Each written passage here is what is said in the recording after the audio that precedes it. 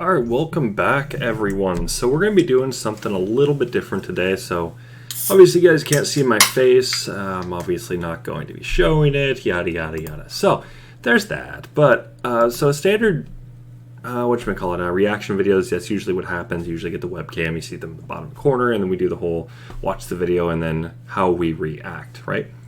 Yeah, we're not doing it that way. What I will do, though, is I'm going to go post this link here. You guys can go watch this video and follow along. I'm at minute and 5 seconds in. You guys won't be able to hear anything. At least you shouldn't be able to. Nor are you guys going to be able to see the video. I am going to be doing a, whatchamacallit. Where is it? Need to get something in here real quick. 1 second. Not that one. There we go. I need that. And we're going to go ahead and I'm going to go and post screen captures, right? I'm going to save these pictures from this interview so we can talk about it. You guys obviously will have to follow along to be able to get the full brunt of it, but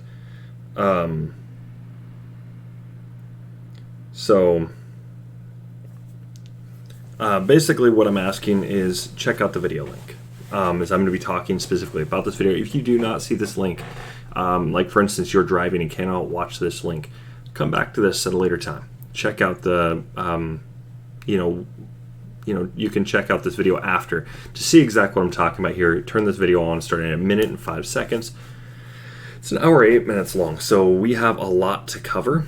I'm going to watch it, and when things pop up, I'm going to be talking about body language. I've done this before with Danny August Mason and things like this. We've done this before. So that being said, we've listened to radio clips or podcasts and things like this. We've listened to these things and we talk about them. Standard reaction. But based on Twitch guidelines, I didn't know. Luckily, I think that was like right before I became monetized. Well, it should have been. So, I can't do those. Okay, so we cannot do those without losing monetization. So, not a big deal here. Not really making anything on this anyways. Not a big deal. But my point here is, can't be doing that is I can get banned, right? So, I can react and I can talk about this interview, and I'm going to go and talk about it, and I'm going to go over some things. And you'll notice I also have the timeline up.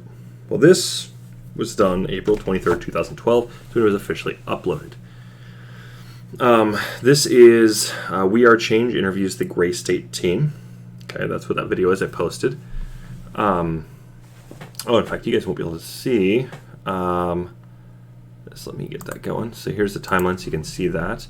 But anytime a clip comes up, I will post not a clip, but a screen capture. As I can do that. Legally, I can do that. I've already told you guys where this is going. I'm giving credit. So that credit's already given. I'm just not going to take any extra risks that I don't need to. But the big thing here is that we're seeing some crazy stuff out of this interview here. I'm not going to go in and explain everything that I feel is kind of eerie about it, but we are going to go over some stuff about this as much as we can. And then, like I said, I'm going to save and all this. That way you guys will be able to see these captured images. That's it. But as for any kind of audio, you guys shouldn't be hearing anything. On top of that, you guys also shouldn't be... you guys won't see anything. Okay, so that's the big thing I want to go and take away from this. Without further ado, we're going to just hop right in.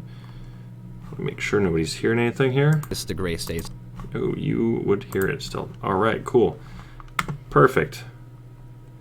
You should not be able to hear anything now.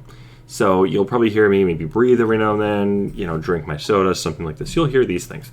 And I know I need to stop drinking soda. That's why the homemade soda is the start. But I've got other things in the works to go and curb that, of course. But enough about me. Let's get into this.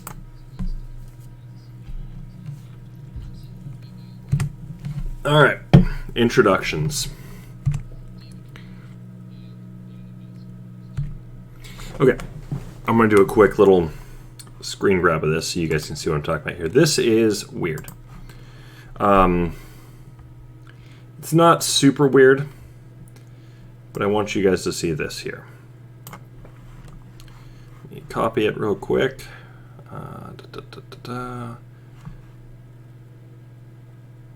We'll save it real quick.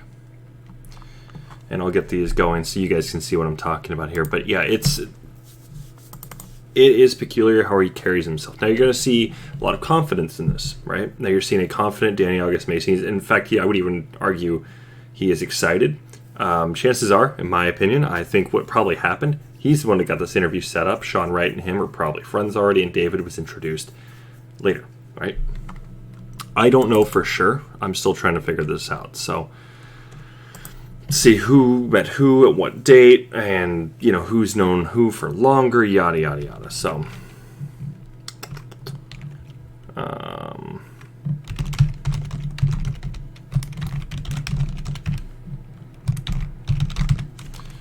go and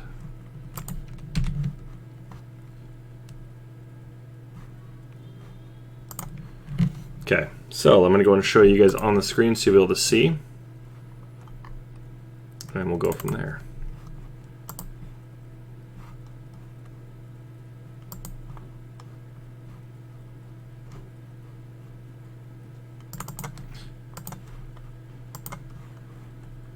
All right.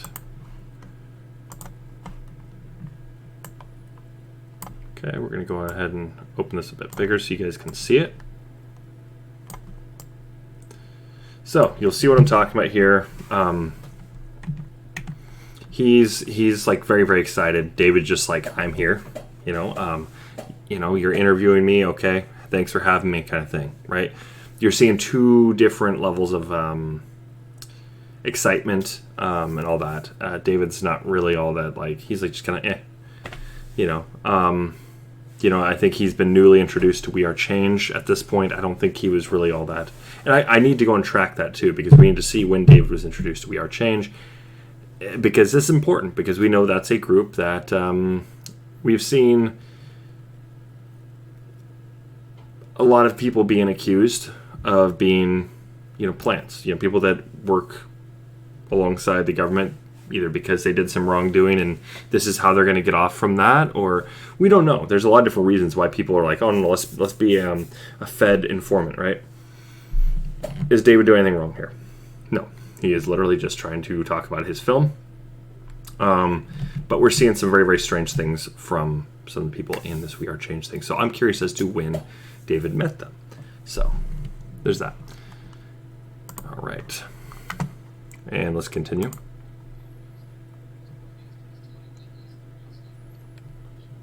All right. Very, very quickly, right off the bat, right after introductions, he asked them, what is the gray state? Okay, big thing here. What is it? Well, David does go on to explain it, but he's just instantly, right after Sean says anything, he just jumps on it. Danny August Mason gets this look, and I'm going to show you guys that right now. It's very, very interesting, because then you see this level of confidence, it slips. Okay. I'll show you guys what I mean. There we go. Right there. I want you guys to look at how he's posturing himself. And this, you're going to see more arms on Danny August Mason. You don't really need to see David, because David's he's holding himself right there. Same composure, all this. David's just straight to the point. Business, right? That's all he's saying. As you guys know, yeah, I like some of David's work. I'm not going to say I would be like a huge fan of everything he does. No, I'm not saying that at all by any means. However, it doesn't mean that we're not here to necessarily talk about David's body language here. We're here to talk about Danny August Mason's, and the reason being is because this is you're seeing is you're gonna I want to go and put that right next to David, so we see what his confidence level is, and really where his place is in this project, right? Well, we know David's just jumping right to the forefront every time. Okay. Let me go and get this. We're going to save that, and that's going to be clip 2. Let me get that going so you guys can see what I'm talking about. going to go and put this one up so you can see that. And then I want you guys to go and... I do need to make another overlay for this. I really do. We're going to make another image so you guys can see that as well.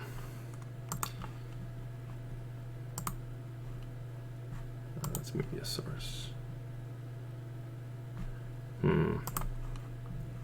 There it is, image. Okay, perfect.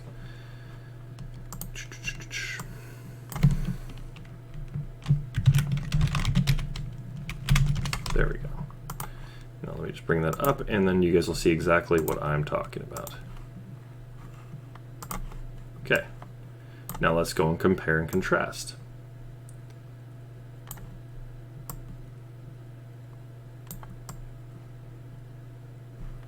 We can even just show right here. Level of confidence, already like, oh, I'm cut off. Just compare. Go take a look, see what I mean? This is where things get a little weird. I'm not saying necessarily that is exactly what's going on, but you do see this shining example of excitement and thanks for having me, man, to, oh, okay, I know my place here. And that's what's going on here. David just doesn't even have to do anything really other than, okay, just hop right on it, straight to business. Okay, that's what's going on. I just really wanted to capture that part. We'll go right here, and there we go. So let's go ahead and continue on with what's going on.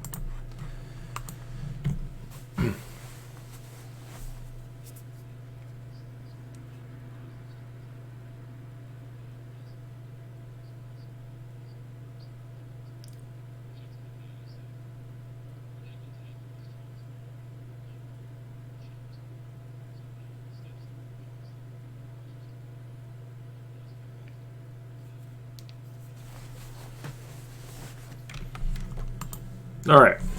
Next thing we see is he's talking about Alex Jones as being a patriot. All right. Unless you have read the scripts, you're not going to get this. He flips on that. Doesn't really call him a patriot at that point or anything. But what he does have him in the Rise interviews and all this kind of stuff. He is in that. But he goes from having, like, you know, the We Are Changed and all this kind of stuff. He goes away from that in the scripts. He removes InfoWars and all that directly from it. Not because of copyright. No, he goes a different route. He's trying to go and separate himself from all these other things. Now, what does David know that we don't know?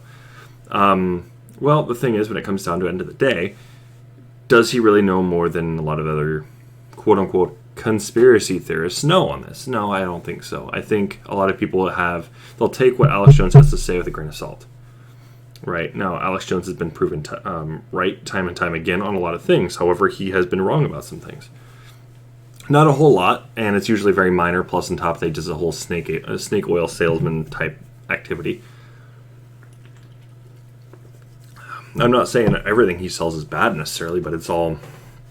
Yeah, I'm not going to get into that. But we're seeing behavior change with Danny August Mason. We're seeing, instead of him just looking down, which I'm going to bring that up right now so you guys will see this, he is now looking like... It looks like more at Sean, but it almost looks like his eyes are a little cocked, so he sees David as well. Kind of, it's hard to explain, but that's basically what we're seeing here. Let me get that screen capture so you guys can see that as well. As you're also seeing David's composure change a little bit as well, but it's more about, this is what our story's about. You know, you introduced us. You talked a little bit briefly about our movie, but this is what it's really about here, okay? So it's kind of more like, well, you know, you're not all the way there, but you're almost there. You're just not hitting it quite on the head, which you should be, but you're not, so. So I'll post these, and you guys can see that. So you can see that he's already, like, he's basically brought his arms in a little bit more. He's not as... Oh, you guys can't see that. There we go. You can see it now. His arms are brought in more. David's are still same area. his body position is changing a little bit, but we're seeing Danny August Mason is now he's trying to put himself more into a composed, not as, I would use the term weak, type of posturing, if you will. Now, I'm not saying, like I said, I'm not saying necessarily this is who this guy is here, but we're seeing his posturing it does change. And just to show a quick comparison, let's take a look at this one. Look at his posturing here. A little bit farther out, he's brought himself in more. Okay, you see that now he's got his thumbs down on top. He's trying to get into a more kind of like a sturdy position, if you will. So he's obviously like, oh crap, you know, David just took control here. Well, let's just let this go. You know, I'll have my time to speak. I think that's more or less what's going through his head here. You'll see more here in a second. Well, I just had to take a screen grab.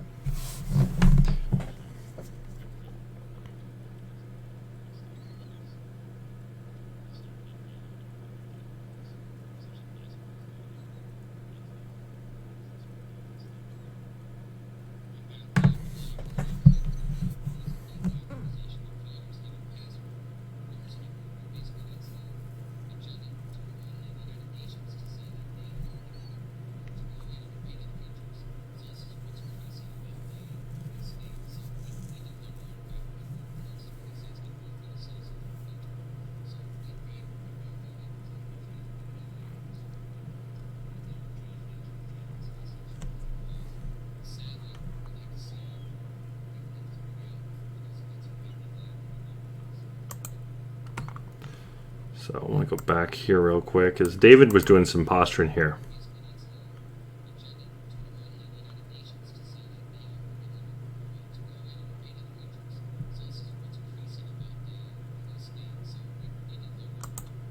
All right, so I'm going to go and bring this. Is now you're seeing David just kind of like, okay, this is long and drawn out. Let's get back to what my movie's about, instead of, hey, let's go and bring up politics here. We can definitely see that going on in David's face. He's like, come on, man. I'll show that right now.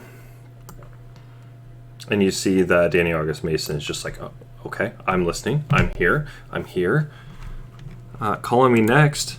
Come on, teacher. Calling me next. That's what it comes off as. It's one of those types of posturing. It's just like, you know, I'm ready. Come on. Is it my turn to talk? I'm a little more like, you know, I'm right here. Come on. Come on. You know, it's just like, oh, okay, Spot.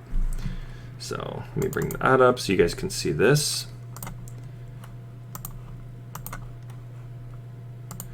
So you'll see this posturing right now. There we go. So you can see him right there. He's like, David's just kind of like, okay, thanks for bringing that up. Okay, that doesn't really matter right now. This is not what we're talking about. We're talking about the police state. We're talking about our movie here. In fact, I would even dare say David would even probably argue it's his movie. So we also want to pay attention to that too. If I do hear him say my movie or this movie, you know, he's not really including, you know, he's excluding the whole term we or our.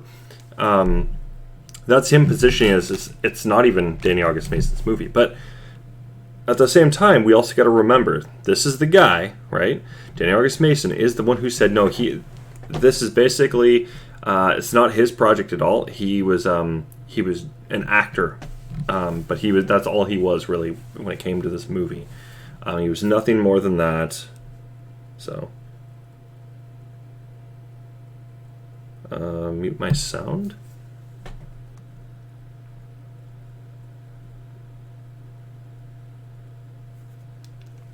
Not sure.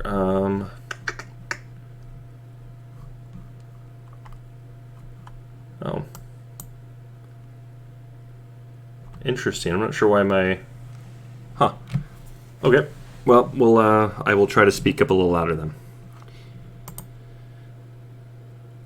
All right. Let's get right back in. But yeah, we're seeing David kind of posturing himself as like, I don't care. You know, come on. Let's get back to the movie. Let's get back to this type of topic. And Danny August Mason is playing Fido over here. So, where did I put that? There we go.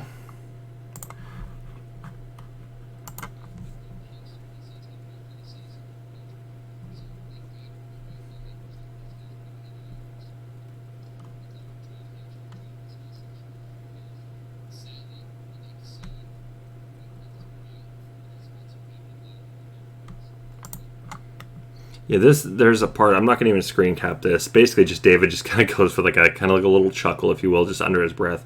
While we got Fido right next to him, just doing the same posture, but he's kind of extended it out a little bit more now. I'm gonna be honest, it almost looked like he scooted towards David. I want to go and see. Yeah, he's definitely scooted. Okay, I need to show this. There's something. This is weird. What I'm seeing here, he definitely looks like he's scooting more towards David. So okay, this needs to be screen capped. And I'll show a comparison so you guys can see. And nothing wrong with that if he is, but it's kind of weird because it's almost like he's like, so is it my turn to talk? Just trying to, hey, I see you're paying attention to David. Hey, okay, but come on, can I have some screen time here? Can I have me time here, please?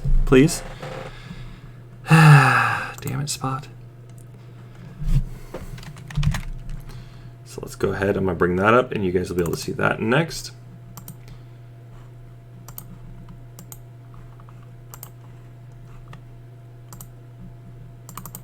And I want to go and compare so you guys can see how far away he was.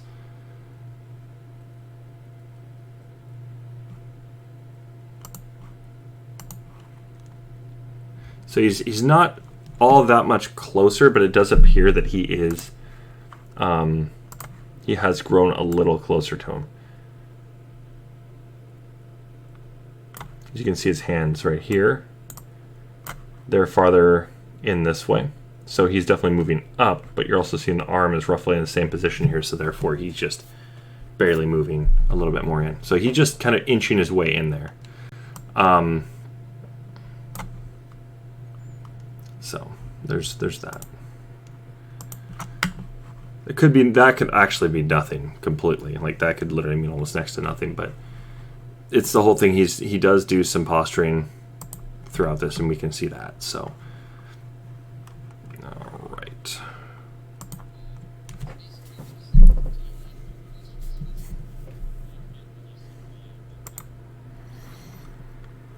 All right, now this is another one I really want to go and show off. So now we're looking at David for approval.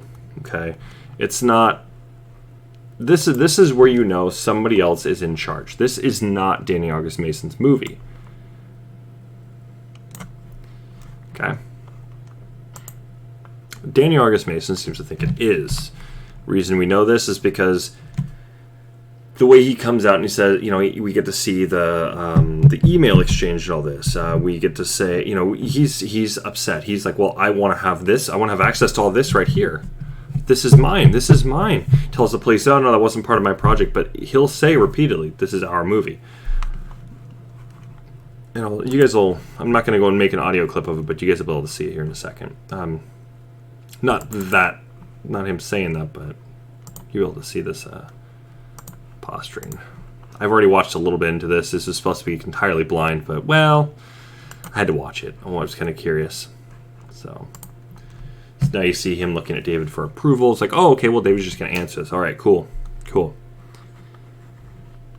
So.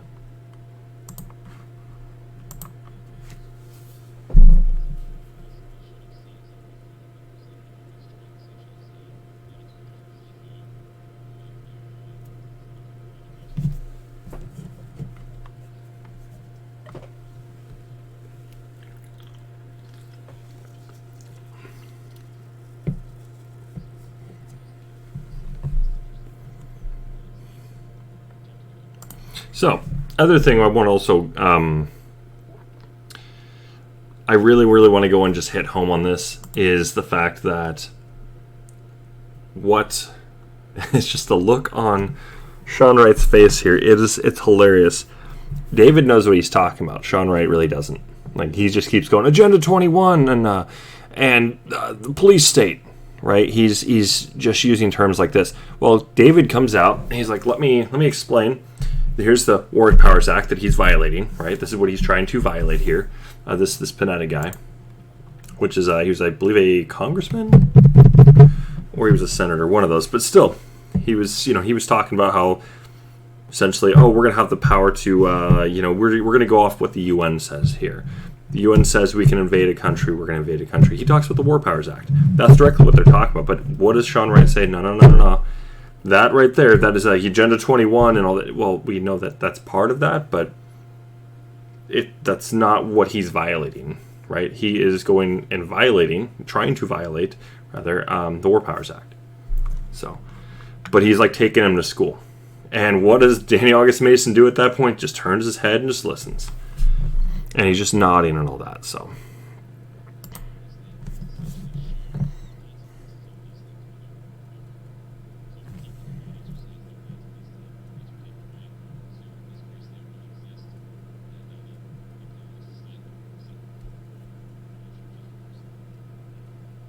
Hello.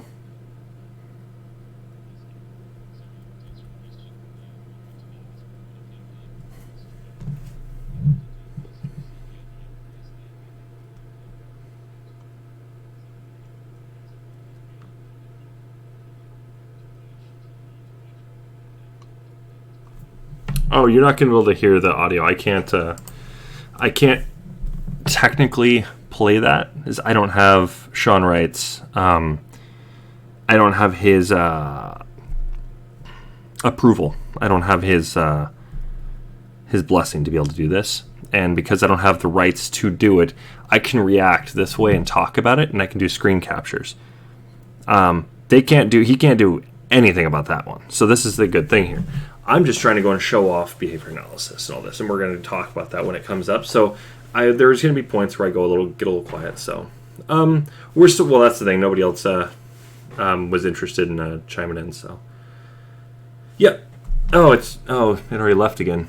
It's up there, but yeah, it should be at the top. Let me go ahead and copy paste this real quick. Copy and paste. So you guys can see it again. That is the link. Go ahead, use that. You guys can go and follow along. We're at 3 minutes, 49 seconds. Started at 1:05. So if you decide to go and come back into this, the video, you see directly where we started. So, but that is the link to it. So that, and I am giving that much credit, right? This is his video, and we are going over it. However, if you're not following along, I'm not doing anything wrong then still. But even if you are following along, you're watching it. So the reason I'm doing it this way is because we've seen other groups come in and they will jump into somebody's stream and they will get it canceled. They get entire bans on a channel. They'll lose monetization, things like this. They can't do anything but do it this way. I don't need to go out and give him credit. I don't have to. I'm just reacting to an interview here. Now, I'm not showing anything. You guys aren't hearing anything. You guys are welcome to follow along. Here's the link. You guys can go and check it out. I'm giving that much credit to it. But that is all. Okay? I'm just basically saying, hey, go check this out. Right? Not violating anything. So, anything happens to my account, then there's some other kind of crap that was pulled. So, no camera, watch along on another device. Yeah,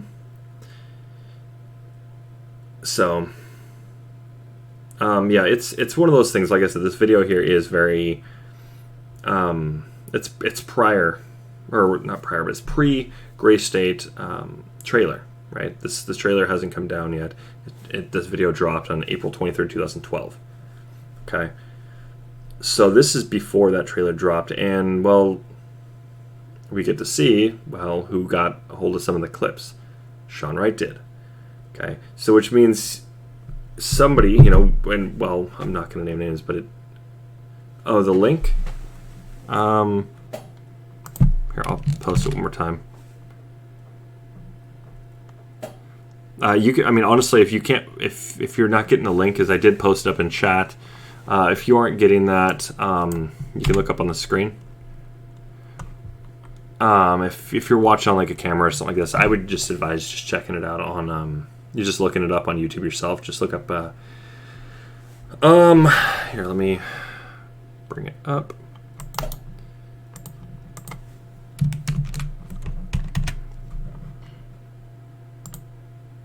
Whoops.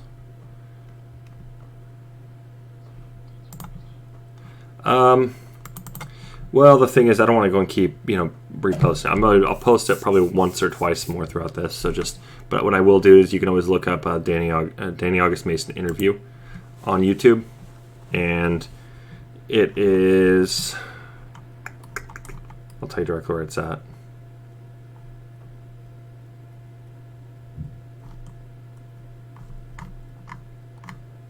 Oh, maybe it wasn't on there. How did I find this again? Oh, it was a Google search.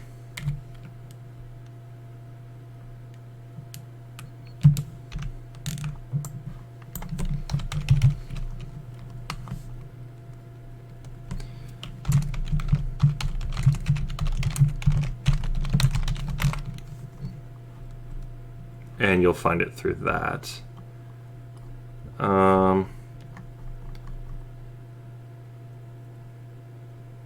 Oh, thanks for the follow, Cryptrick. I appreciate it. Hello. So basically, yeah, I'll post it one more time, but there's the link to the video if you guys want to follow along. But basically, the video is it's on YouTube, but it's Sean Wright interviewing the Gray State team. So it's We Are Change interviews the Gray State team. That's the title of the video.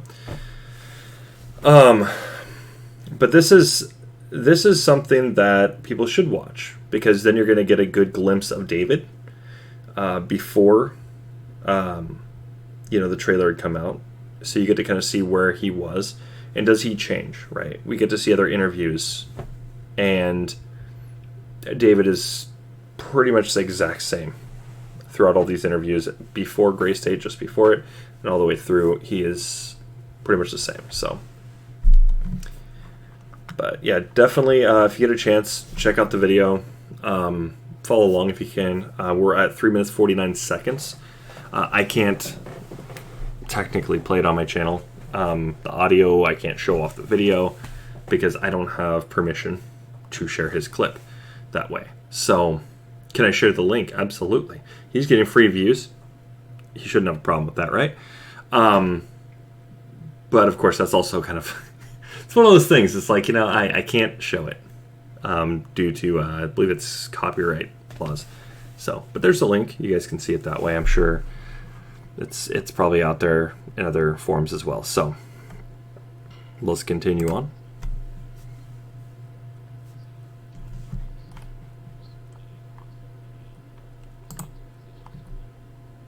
What? That was weird.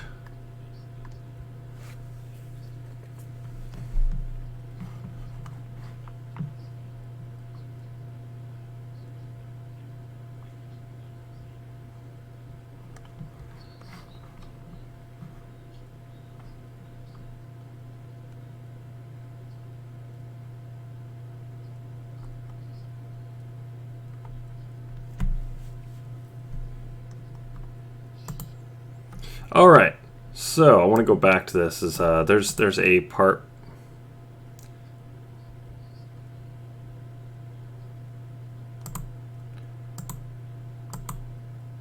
All right, now this is a funny one right here, because we're seeing.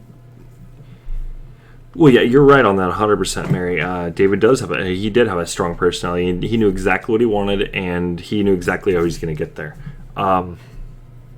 We actually talked about that earlier. I believe it was on Greg's podcast. Not podcast, but live stream. And it was we basically talked about how the difference between him and Mitch Heil when it came to Hothead Productions. And when it came down to it, David listed he was doing everything. When he talked about the journal, on his LinkedIn, there's all sorts of things. He was doing everything. He didn't like the way everybody was handling things on set. He would end up just taking over. He'll redo it if he has to, things like that. But I find this clip interesting because this is like the first time David looks over at him, because Danny August Mason had chuckled a little bit when Sean was saying, is this movie something that you have to be part of the truth movement to understand, or is this something that anybody of any research level can go and understand? He goes a little further than just saying truth movement. He's like, people that understand, the whole long drawn out thing of New World Order plans, right? The global elite and all this. I'm not doubting it, as I know that's a legit thing, but it's just funny because David looks at him and he's just like, let me handle this. And he even says it directly, which is even more hilarious. So this is screen cap 7. I'll get that posted so you guys can see that now.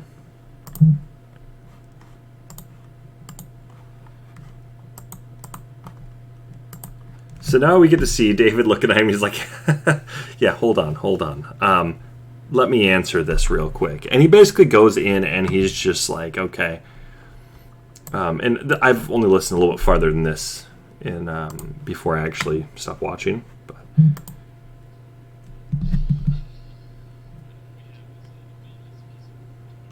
So he basically goes in and says, yeah, no, film, it's art, right? End of the day, first and foremost, it is art. But we've got things we're trying to put in there. We want the information coming out, but we're trying to convey a message through art. And they repeat this several times. You'll see this.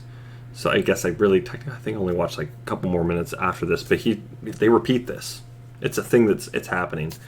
I wanted to go ahead and get screen caps before this and just, okay, let me just show you all this, but no.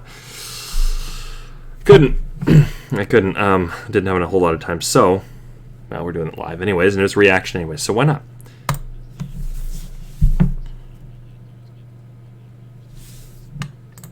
So he's making it very, very clear. He's talking directly to Sean. He's like, look, I'm not going to pander. We're not doing propaganda. And David's just really inserting that, just asserting himself. Look, this is how things are going to be. This is what I'm telling you guys, right? It's not what you think it is. This is what it is. Okay, this is my movie. He's asserting this. I know because it's my movie. Danny August Mason. They cut him out of that entire part. They just zoom in on David, which is they know, they can feel it in the room. And he's just grabbed the controls like, no. And he does a funny little comparison. He says, okay, it's like, take a Christian movie, for instance, or a truther movie, what those kind of basically going based on. And he goes, that only panders, right?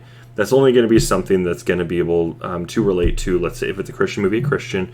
If it's a truther movie, then it's going to only relate to somebody that's from the truther movement. So we're not trying to go and drop it that way. What we want to do is we want to bring out a piece of art that has all these things. So you're going to get all this in it, but it's a human story.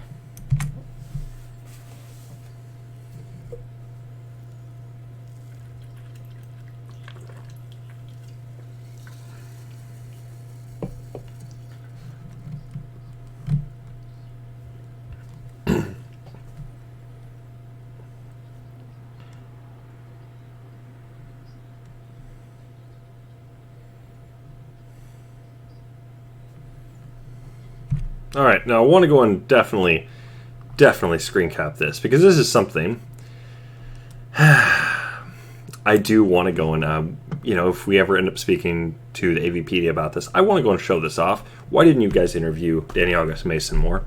Why didn't you come back at him? Do some due diligence on who you're interviewing here. This guy should have been on their list as somebody to re-interview, because he lied. Let me grab that real quick so you can see just this look. Now, just before this, I'm making sure I go and clarify this. I'm not going to screen cap because there's no need for it. At least not yet. You'll see it, I'm sure, throughout this, just based on the way David is posturing and the way that Danny August Mason has been posturing. I guarantee he's going to do the same thing. He's going to look at David for approval again. Okay, but he does do that. This is the first time we got to see this. He looks at him just before this. Whoops. Just want to show this off. This is hilarious. Oh yeah, I'm just the actor in it. Concept developer, you're more than just the actor, buddy.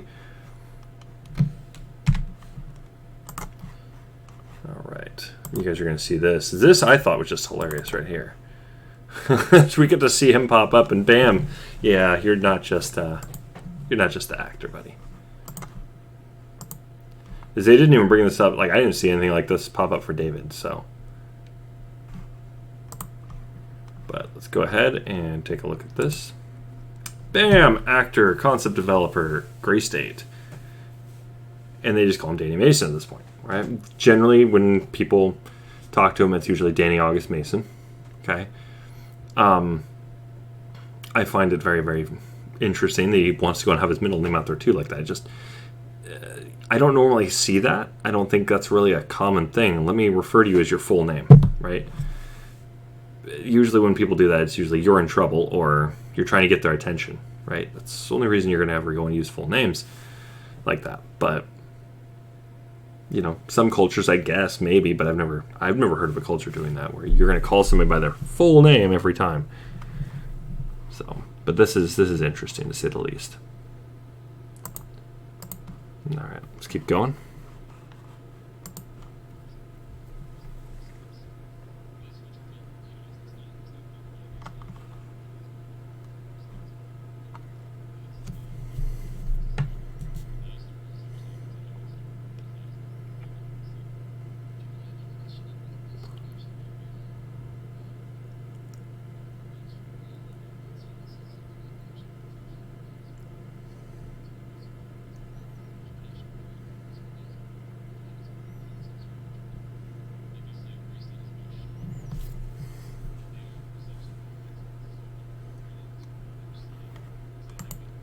Well, then, I mean, that's a fair point, but then what about guys like Brad Pitt? I mean, a lot of these actors, I know these big mainstream ones, they have a habit of changing their name.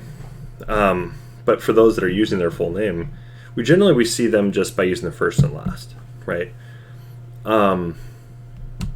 So, yeah. Oh yeah, no, it's like, why are you talking? That's basically what. Yeah, no, that's absolutely it. It's like Mary brings up a very good point. David looks at Danny August Mason like he's like, why are you talking? You know, David will interject himself too, at times when, you know, when DAM kind of he'll stop talking for a second. David just interjects. Bam, here it is. Oh no, I get you. No, it's probably exactly why. Yeah, no, I'm not trying to, like, you know, insult or anything on that, but yeah, no, I think it's probably his reason for it to some degree. But I mean, Danny Mason, I mean, that's, maybe he sees this, maybe it's too close to Perry Mason. I don't know, but you know, it is interesting he uses his full name like that, especially because he doesn't use his full. I'm pretty sure his full legal name is Daniel August Mason. So if his full legal name is Daniel August Mason, why doesn't he go by Daniel or, you know, or something like this, you know? But at the same time, maybe he just prefers Danny, but then he goes with his full name. I don't know. To me, it's so weird. It's just like, oh, what's going on here? But it just could be just, maybe you're right. I mean, it's just, he's an actor, so he just wants to go and that's how he's going to represent himself, his full name like that. So it very well could be, but it is funny though also how David will just instantly looks at him. Nah, what are you talking for, man?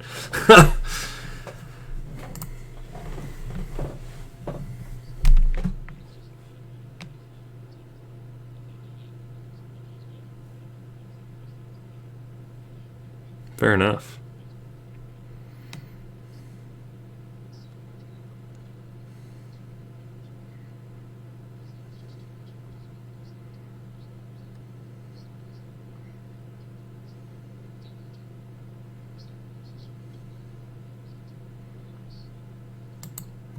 And it's funny because David he sums up what Danny August Mason is struggling to do. He's like, it's not our job, and it's you know, it's this, and it's not this, but it's this, that. It's like, and you can tell just David just like, okay, just out with it, man.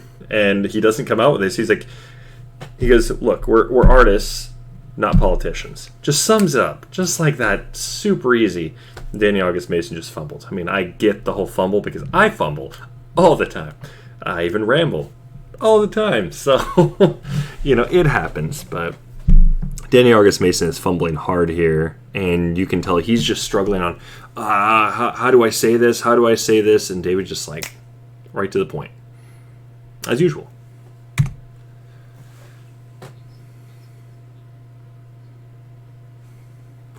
So, me personally, I'm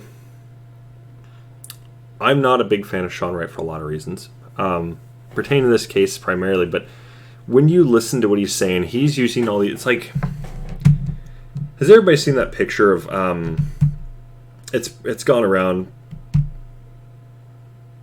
a lot, not gonna lie. It's a picture of, it's all those guys standing around, they have the same kind of get up. It was at some kind of a protest or something in DC. It turned out every single person there, except for like a few people, was a Fed, and the Feds were arresting the Feds and stuff. It was hilarious. Okay, but what is this?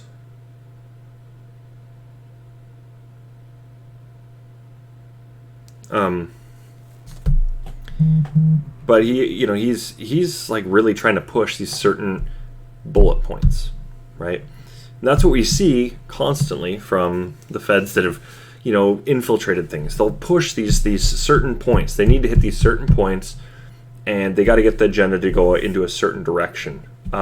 If they can change it, great. Now they've got their guys, right? That's what they keep doing. Okay, they did it with. We got to see that with the Proud Boys to some extent. We got to see this. I mean, with all sorts of these different groups, but they've gone after things. Then all of a sudden we have the Patriot Front. We have all these other groups, okay, that are doing this kind of stuff. Now, Patriot Front, we know, was just straight up, that was a Fed operation. That's all that was. Could there have been people in there that weren't Feds? Maybe, but I don't think one person there wasn't a Fed. You see them trying to go and join in at these certain events to kind of co-opt them. Now they're trying to go and just wrangle them all up, right? They're just bringing them in and hurting them, if you will. So, pro-life movement, you're looking at, I'm sure Patriot Prayer is probably going to be in there, Proud Boys, they've got all these guys, they're just trying to herd them all into one place. They've got the infiltrators from other groups, you got the Antifa and the BLM guys that are getting infiltrated in some of this stuff. It's the same kind of concept, but this is exactly how they do it. It's the same talking points or just kind of like the general, like, let's push this in this direction. David just instantly just like, no, that's not what we're saying here. Kind of, but not really. He's just kind of just straight to the point. Like, okay, let me break this down for you real quick so you can see what we're talking about here. It is art, but we are throwing these little points in here so people can recognize something here, but we're not pushing propaganda. We're trying to go get an entertaining film out. So this time they don't know that it's going to be a show. Well, it was going to be going for a show. There was no movie deal at this point. Okay, so this is something that it was just in the beginning stages. Okay, in April 2012, we can look at the timeline of what was going on in April 2012. Well, April 23rd, 2012. Well, we see between April 21st and May 1st, 2010, that's when he first began writing it. So he's already been past writing. But then we come down here. Now we have this big gap between August 10th, 2011 to August 7th, 2012. Well, this is where this happened, inside this little gap here. We know they were already filming things. Well, he's already got some clips to be able to show, some stills and things like that he can show off, that Sean Wright can show off. So that means they've already done some filming. So we already know it's past this, which means it's down here, somewhere in this range. Well, we already know from the date it is, but we don't know really how much was done. Now, at this point, it's fair to assume the shooting was probably already done, okay? And it was mostly just editing and, finishing touches, essentially what they were probably doing, because August 7th is when the concept trailer officially dropped on YouTube.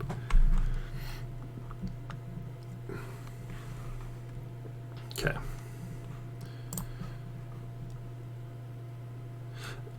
Well, yeah, no, Sean Wright and Danny August Mason seem to be more on the same page, but David is not on the same page as either of them. He's like, look, this is what we're trying to do. Danny August Mason sees, oh crap, this is yeah, let's push away from what Sean's saying here. We're trying to get our art out now. Basically that's what you're going to see him pushing with at this point, because David's just like, what the hell are you doing? And he sees which way Sean's trying to go and explain things. He's like, that's not it though. So you don't get the point. That's basically what he's saying to him. So.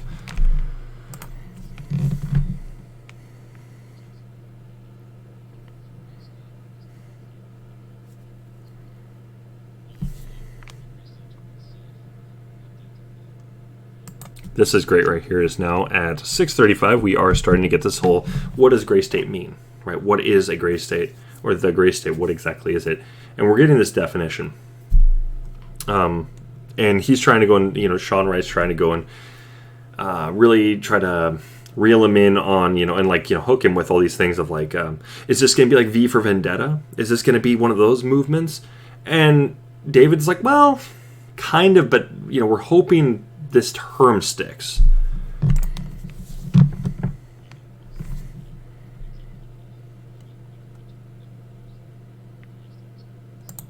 He's talking about like if there's like a storm coming, right? The weather. So he's mentioning the weather here. He's like, well, people can say like, oh, well, the gray state is coming. So that way they can get ahead of it as much as they possibly can to try and stop it.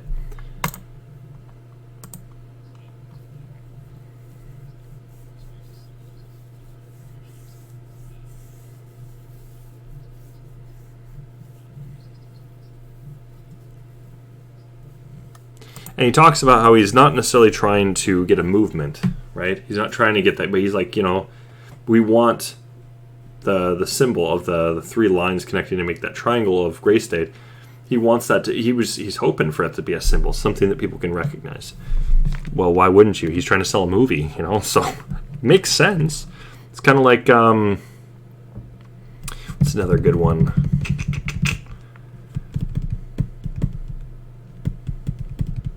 I think what another good example would be of movies trying to go get something in the mainstream that's like a symbol. Because I know he talks about the Guy Fawkes mask. He brings that up, and he brings up the Resistance Fist. Okay, those are political movement. Well, one's a political movement. The other one is from V for Vendetta. So he's just trying to show that we want something to come out of this. We want there to be some kind of iconic image, something that people are going to be able to remember. It's going to be constantly remembered. And yeah, if they want, they want to have something there because they are still trying to promote this to some degree, just not in a propaganda tier way, right? It's not CNN, basically saying, we're not trying to be CNN.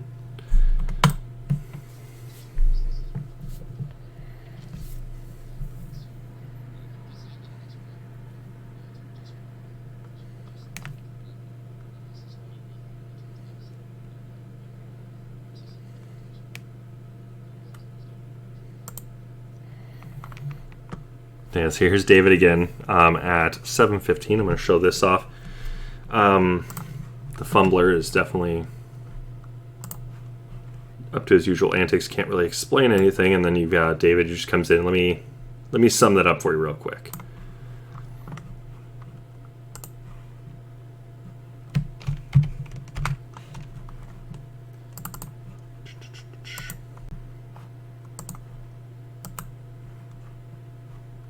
There you go. So you guys will be able to see this now. So you're seeing he's kind of just like, okay, I'm done explaining. And David just looks and he's like, this is what this is. I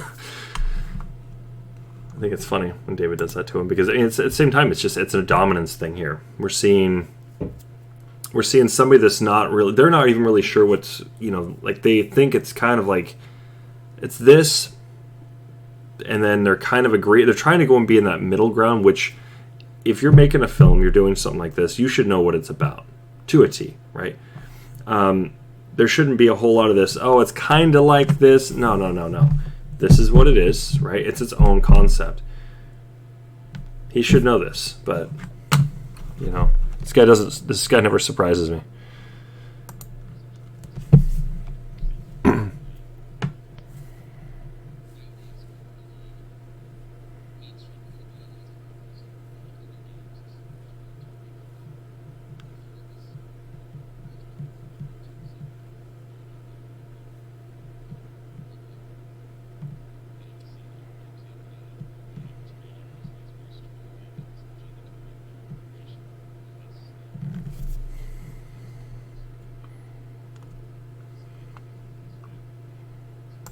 So now David is talking about, they're talking about the Hunger Games, and he's like, I haven't even seen it, but to me, this is from what I've heard, this is what it's about, Agenda 21 preparation. He's like, that's what it looks like to me. He goes, I can only speculate that much, basically. He goes, after that, he's like, I don't even know what it's about. So, but he's like, he hasn't really fully confirmed it or anything yet.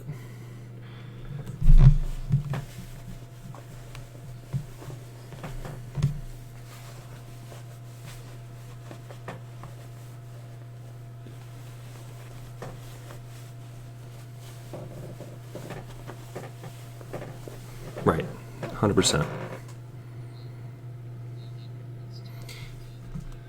So, to me, it's looking like he is avoiding it. He doesn't want it to, he doesn't want to clump it in with that. So, I'm going to go back real quick.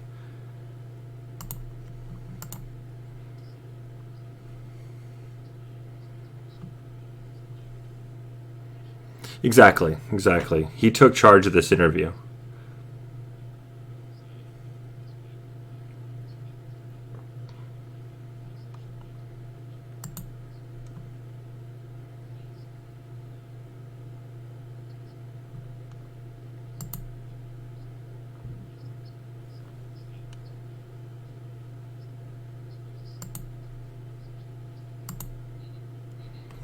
Okay. Yeah, I didn't hear him once say, yeah, it's going to be like that movie.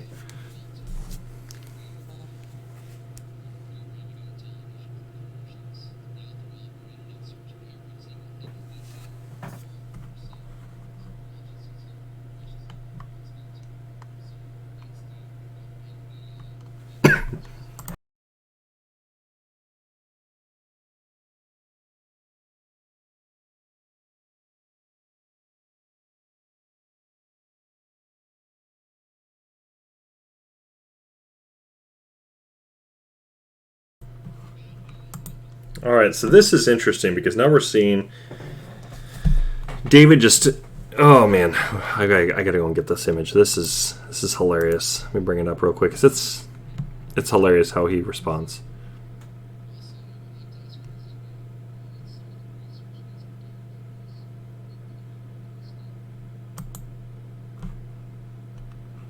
So this is very, very telling of their relationship. This is basically David nodding and saying, "Yeah, okay, you got this." As he does say this, he's like, "Okay, Danny, you got this," or something like this. Danny has this look of like, "Oh, come on, let me explain this. Come on." But it's bizarre. It's very, very bizarre to see. This shows he's not in control at all, and it's sad. So I want to show this off. This is him just kind of playing Fido as usual. Just follow along. Hey, come on, Mimi. Come on, guys. Oh man, I can answer this. Oh yeah, no, I got this. Yeah, exactly. David's just like, you dork. Yeah, go for it. You can do this. I think it's hilarious. All right, let's get right back on to this.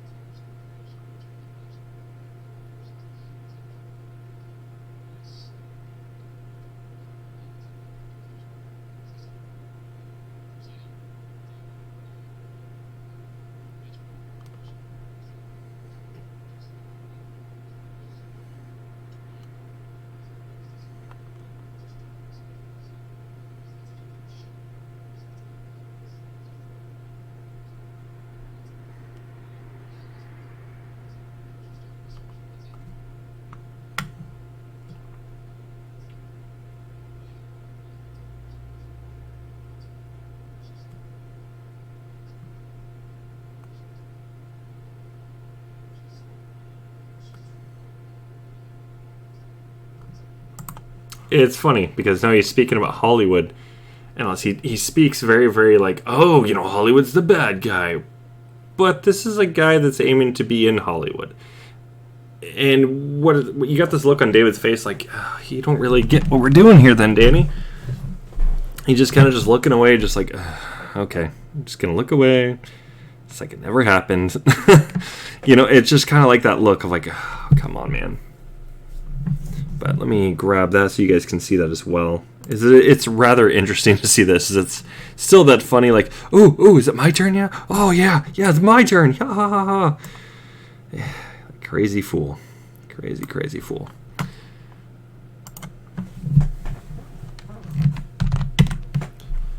All right, let me bring that up, and you guys will get to see this. It's still pretty funny.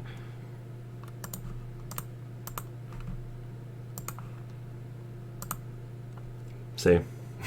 He's like, oh, I've got the answers here. David's just like, oh, come on. I don't know this guy.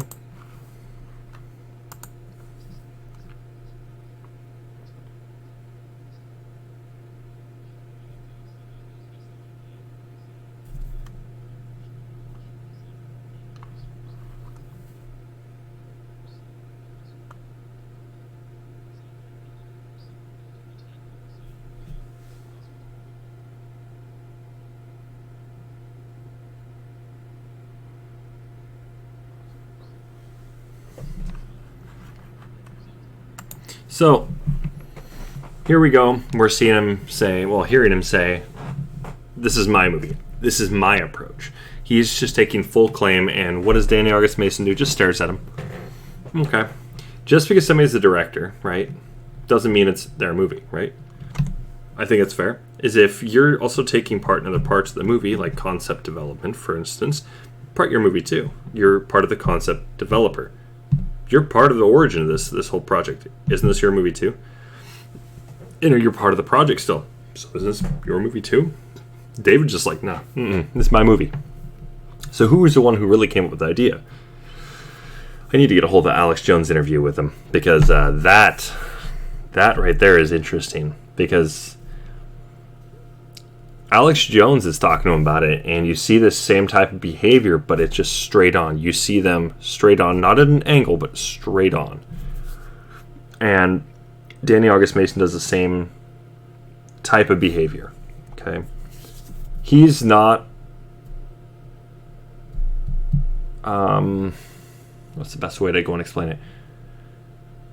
He's not in control. Okay, that's the first and foremost. But it's almost like he doesn't fully comprehend what the project is about, what the story is.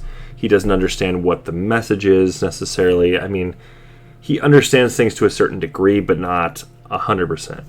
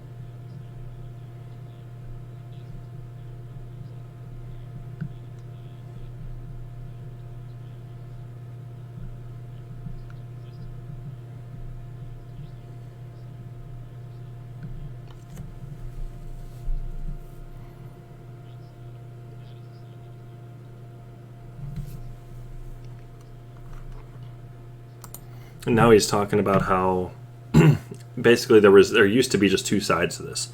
There used to be one side was, the conspiracy theorists, and the other were like the people that are just like truth deniers, if you will. They're just people that just kind of going along with the narrative. They don't care. They just want to live their life and do what they want to do.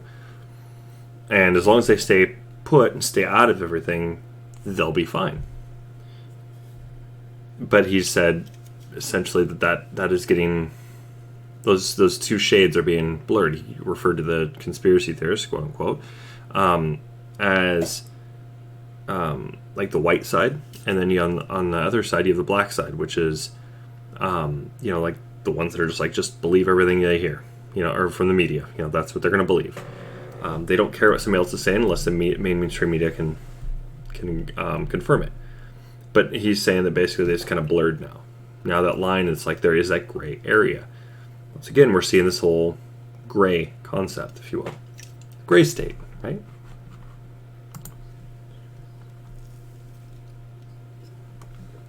And also, I want to also mention, this is where we see David.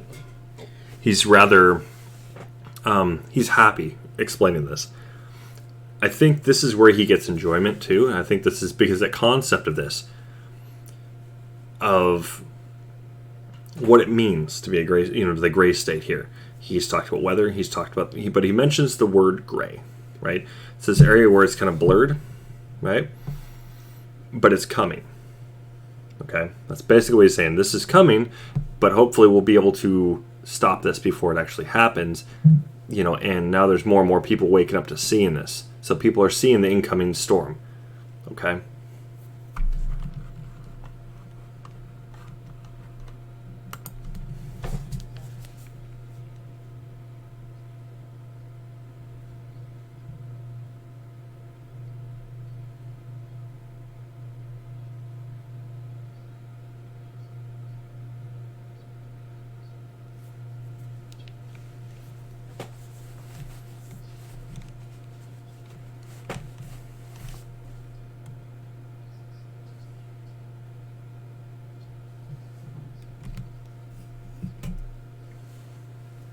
Yeah.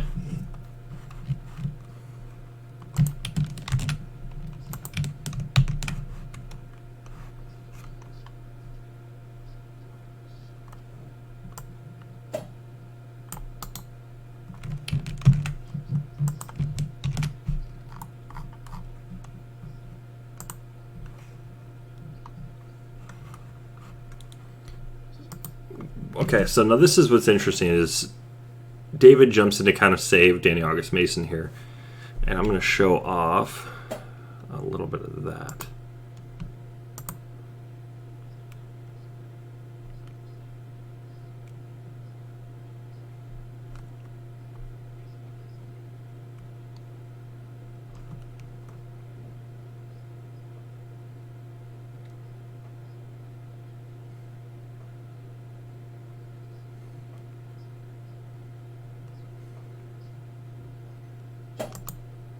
Now, what's funny is, no problem. Basically, what Danny August Mason does here is after David's done speaking, instead of another topic being brought up or more conversation about the film being brought up, he jumps in. He just throws himself in there, and he's like, okay, no, I'm going to jump on what David said here, like 2 minutes ago. Maybe not 2 minutes ago, but like 30 seconds ago, but whatever. He's jumping on something that was earlier brought up in that what he was saying, right, in his earlier dialogue that he just jumped over. And he's going over the part that David just briefly went over about people being spiritually dead. In fact, I think that was actually more than like a minute and a half or so. But still, regardless, he's jumping on to an older topic, still relevant, technically, and there's nothing wrong with him doing that. But it's, David looks at him and is like, I already explained it. Why are you jumping on this further? And he's like, just let me connect all these dots so everybody can see. It's like, but you're doing this after we already did this. We've already got this out in the open. Let's get, if you're going to jump in, maybe jump in with another idea or concept that's being presented. But David's got this look on him, just like, ooh, okay, sure. Why are you jumping on this one right now? Once again, it's one of those things. Oh, come on! I'm gonna go and I want you guys to go and see me. It's my turn, right? I get to go and show off what I know, right? Let me jump on this. That's basically what he's doing here. As usual, we see this is a common trend with DAM. So let me bring that up so you guys can see this. It's actually it's weird. I find it weird when he does this. so you can see this right here. But David is definitely just like, why? You're probably going to go fumble this 100 times over. Why are you still jumping on? So.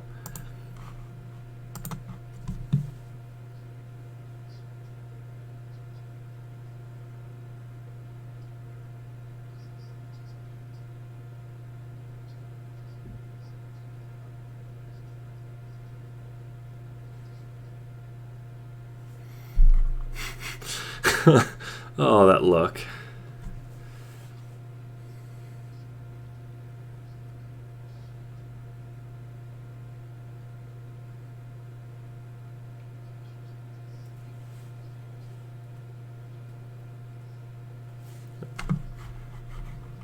All right, so he admits, okay, in here, we know when it comes to this, when it comes to the timeline here, they shot it back here. This is when they did this. It was in the summer. They did the entire thing over the summer, which means it's already been done.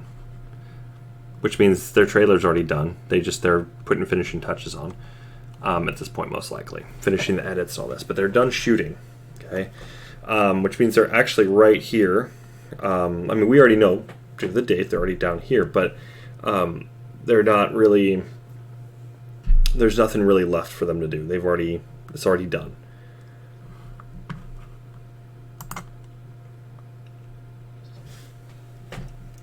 Ah, there he is, jumping on him again.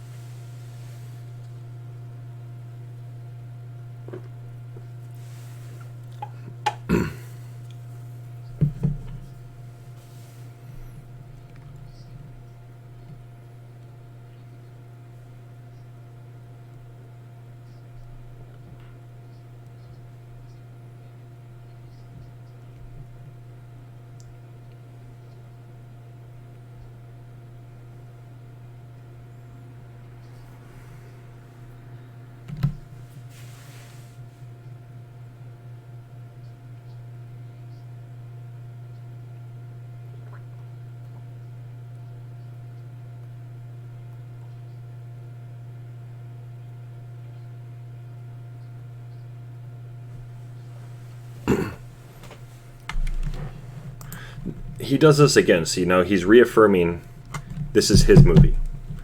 He referred to the script. When I'm writing the script, right? He doesn't say when I'm writing, he's affirming that he did it, okay? Now, we've seen footage where Danny August Mason's there, Kamel's there, I think Mitch Heil is there, and they're going over the script, they're building this together. But Kamel is more involved, right? She's involved in this, but it's not her movie. She's the person that's going to be watching the trailer. She'll critique it that way, and then she'll also critique the scripts. But does David throw this at like Danny August Mason? Well, we don't see any of that. We don't hear about any of that. We don't see him throwing anything towards Mitch Heil. It's just to Kamel. This is David's movie. This is David's script. David affirms this. So I think that's rather interesting that he keeps doing this too throughout this entire speech. That's all he's been doing is this is my movie. So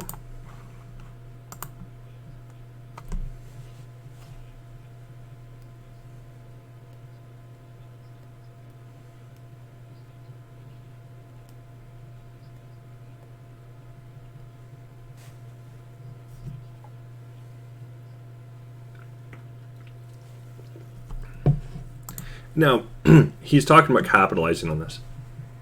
So you see where David's intentions are here. Now, he's like, well, look, we've done the research. We know that this, not too long ago would have been something prophetic, right? This would have been like, the end is nigh street sign type of guy, right? That's what their movie would have been.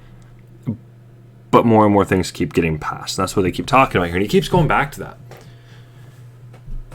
He's like, but I want to, he's like, this is, where the truth is becoming more on the forefront here, and things are just kind of slapping people in the face just right as it happens, or shortly after it happens.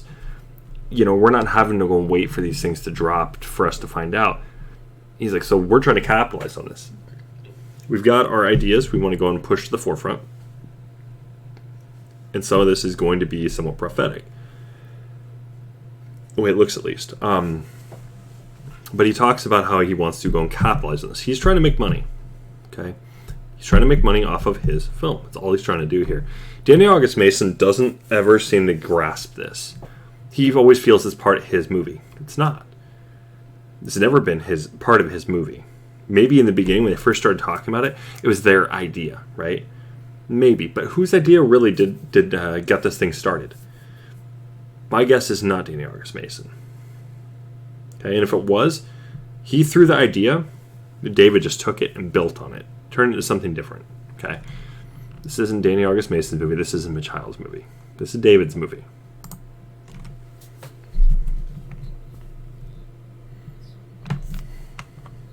There he goes. Now Sean Wright is now talking about red pills. Okay, he's talking about The Matrix. Another one. We see this is a common theme. He's hitting exact points as they go through, and it's at points where he's able to he's able to do this. That makes sense, but this is so forced. Like it's just like it's crazy. So we're seeing, we're even getting a little bit of analysis on Sean Wright here, even because this is a side of Sean Wright that's like, I'm trying to capitalize on this. I'm trying to go and capitalize on the We Are Change and the Truth movement and all that. But he's like, at the same time, I'm trying to, I really want to go and push for We Are Change, but I also want to try and hit these talking points for the feds. Now, why would you want to hit these talking points? Now, you don't have to hit the talking points when talking to somebody about their trailer. Okay, you don't even have to. Even if you're part of a movement, you don't have to hit the talking points. This is something we see from who? Oh, that's right, the feds. Every time. Every time. Because they're just like damn robots. That's what they are. When they're speaking, when they're going over this, they have to go over these exact things as they're trying to, not really entrap, but they're really trying to, at first just try and go and get you pulled in. They're using all the right key terms that this is proving themselves, but it's not. They're trying to kind of Trojan horse their way in. They're trying to use themselves as a Trojan horse to get into this movement to just basically start arresting, right? That's what's going on here. You see this.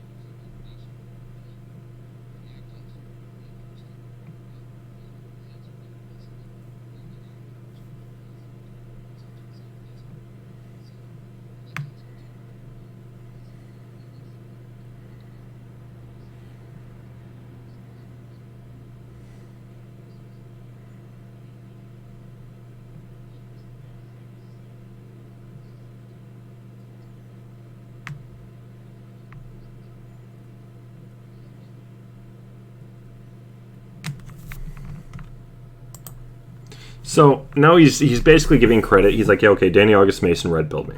Okay.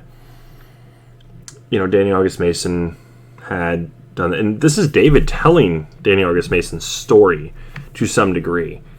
He's like, yeah, he obviously took the pill well before me, just jumps in with it, and instantly, yeah, okay. Yeah, he did this, but let me explain my story. So in a way, I would almost argue it's kind of rude that he did it that way. But at the same time, once again, what is he doing? Establishing dominance. He's asserting himself. This is me. You're not interviewing this guy over here. Okay? You're interviewing me. So let's bring the spotlight on me and the movie, on my movie here. That's what he's doing. Now, he's not doing anything rude. He's marketing this thing. That's what he's trying to use this interview for. I'm sure that's probably what was even said. Oh, yeah, let's go and get the public eye on your movie, right? It's probably what happened. And David just taking full advantage of that. He's like, okay, good. Danny August Mason wants to actually have more conversation. He wants to explain everything. And then David's like, don't explain everything. Let me dumb it down. Let's bring it down so it's simpler to understand. Let's just bring it back down to earth here and not show off our whole project. Oops.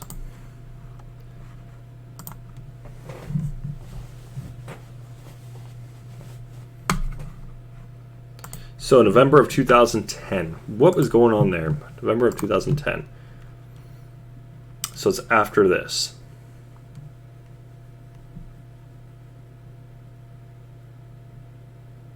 Well, how is that possible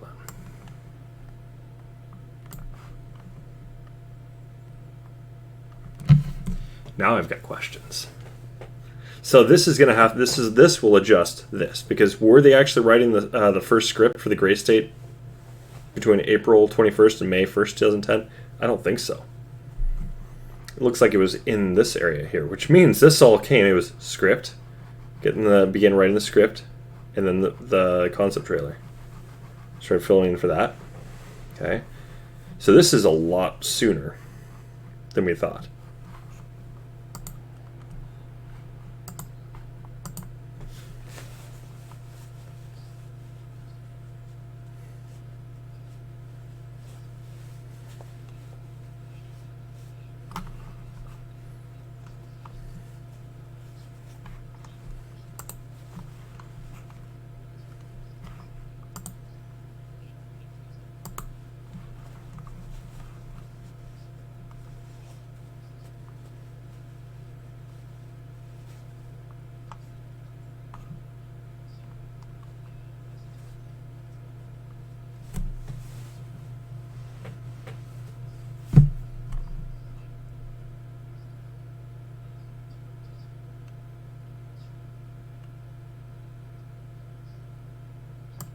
All right, so now we're seeing David's already kind of been scoffing at him a little bit here, but I'm going to show this image off.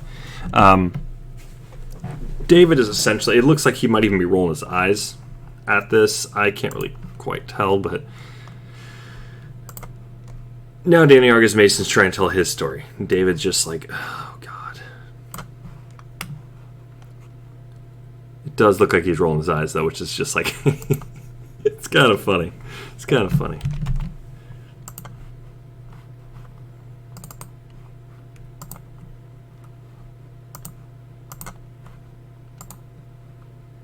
So you can see it right here.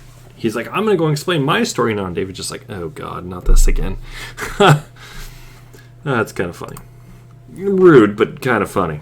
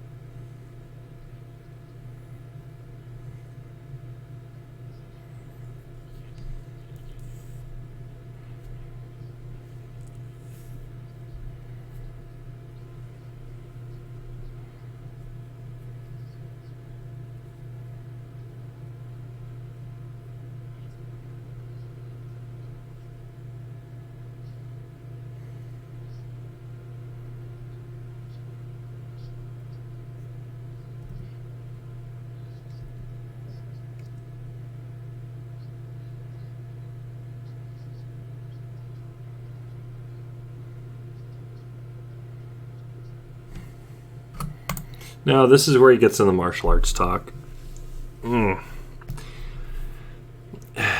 This is a guy that, once again, I'm just going to always reiterate this. This guy, don't take a damn word this guy says seriously. Danny Argus Mason claims he knows all this stuff about martial arts. BS. That's all I got to say. This guy is just nothing but BS here. If you listen to what he says about it, he's like, well, getting into martial arts, you're going to be questioning your teacher. The hell you are. The teacher, your sensei, right, is going to be teaching you how to do specific techniques. Now, you might question, okay, well, so wait, you're saying do this way? That's the extent of your question. You're not questioning other things other than that. You're just like, okay, so do I do it this way? Or would it be better to do it this way? No, that's not how the technique is done, so you need to do it this way. Let me show you again, and then you try it, and then, okay, you didn't get it. Okay, let me show you again. I will walk you through this slowly. Maybe we'll even hold on your body a little bit so we can go walk you through the movement, right? That's going to be your sensei right there. Or they're just going to flat out, Cobra Kai you and be like, no. They could totally do that. I've heard of that happening, especially like with MMA and stuff. if you start getting in with some of those teachers there, your trainers and all this, your coach, whatever, they might just start yelling at you. Not like boot camp style, but more like, you're not doing it right. Come on, try again. Really trying to go and, urge you. But what he's talking about here is, no, you don't question the sensei like that. You don't. That's, I mean, a lot of times the sensei won't go and be like, oh, get on your face. No, they're not a drill instructor, but you're going to be doing it wrong, and you're there to learn techniques, not necessarily spiritual advice, not necessarily are you going to be learning more about what's going on. No. You might learn some history about something, but this is going to be history that's passed down generally, okay? For instance, you might have the history, they might talk about, well, this is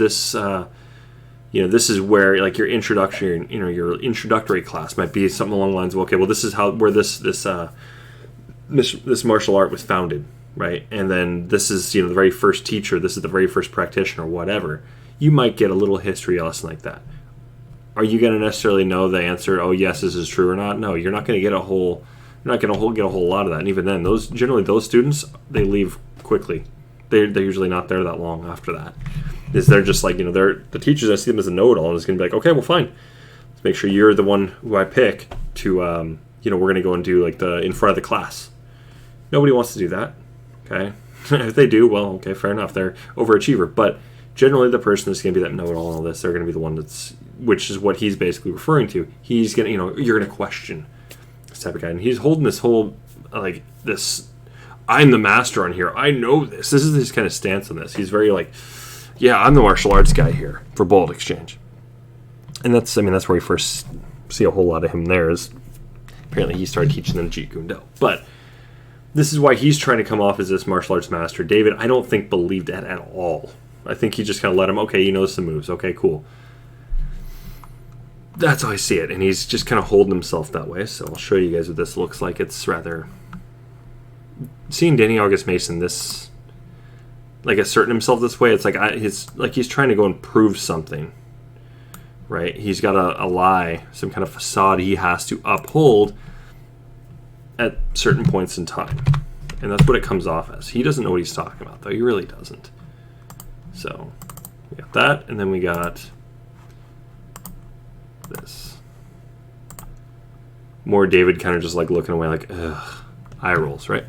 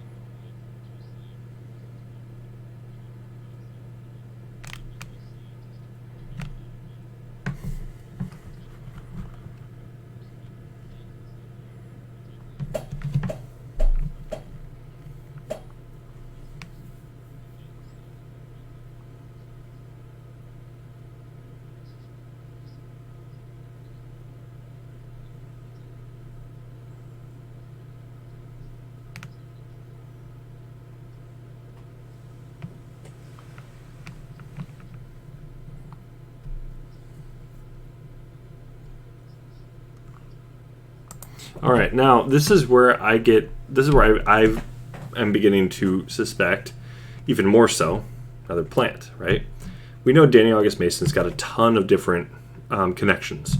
We know he's got the Freemason connection going on. We know he himself became a Freemason at one point. I don't know if he still is or not, but I believe that's kind of like a lifelong thing, unless you're booted, if I'm not mistaken. But this is a guy that he made it in. Okay, but he's got connections to, now I don't know how direct the connections are, but from what I've understood, he has connections to one of his friends who's a former police officer who's also a Freemason and practicing witch, apparently. So, likes to brag about his magic, I'm just saying. This is a guy that he's seeming more like a plant, especially when you're seeing how the talking points that Sean Wright is going off of. Then you see him going off some of these other talking points. It's like they're just trying to go get all these talking points all in one. And it's not it's almost like a verification. It almost seems like, maybe that's not the right word. Maybe, but it's almost like he's like just trying to go and solidify. Okay, we got to hit these talking points. Okay, well, you touched on these. Let me touch on something over here. Maybe I'm right. Maybe I'm wrong. I don't know, but it's very, very strange behavior to see him pushing on other topics that are very common for the feds to go and push on when trying to, quote, win over trust, end quote, from specific groups. Okay? I just find it a little odd.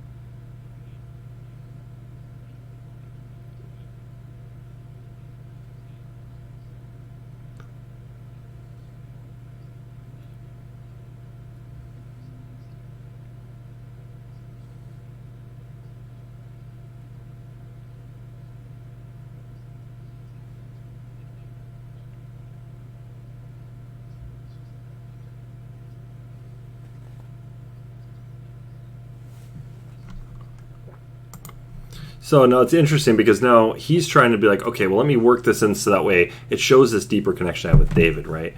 Now they're talking about how there's no need to really, he's just basically just doing his usual. Let me explain some things here, with hand movements, all this. He's trying to just really establish they're actually like they're good friends, but we're talking about the concept, not really what we're trying to market here, which is something that David is just briefly touching on.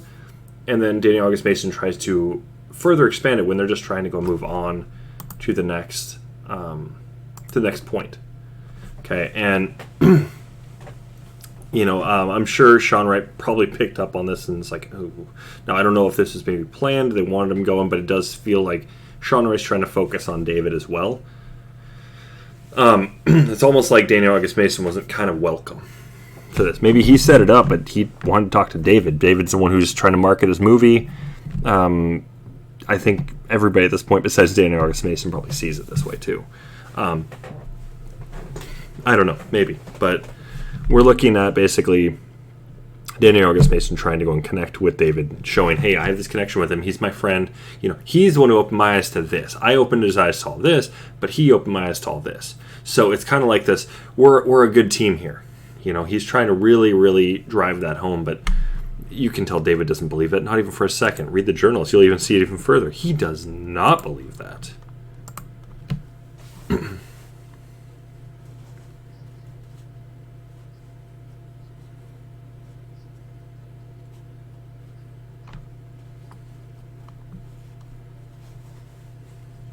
I was zooming in on Daenerys Mason.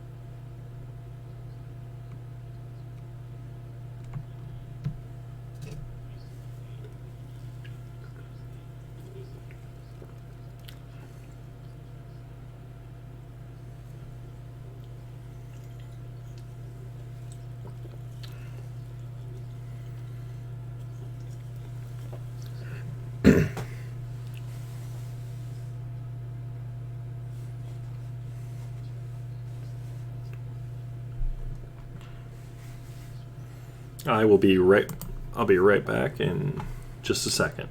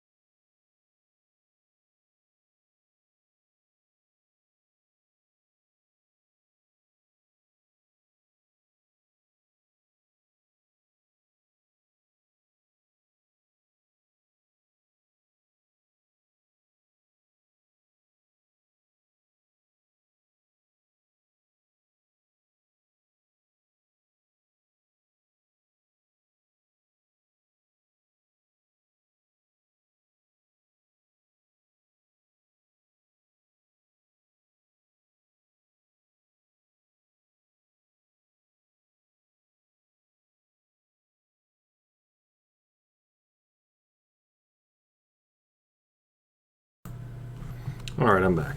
So we're going to get right back into it.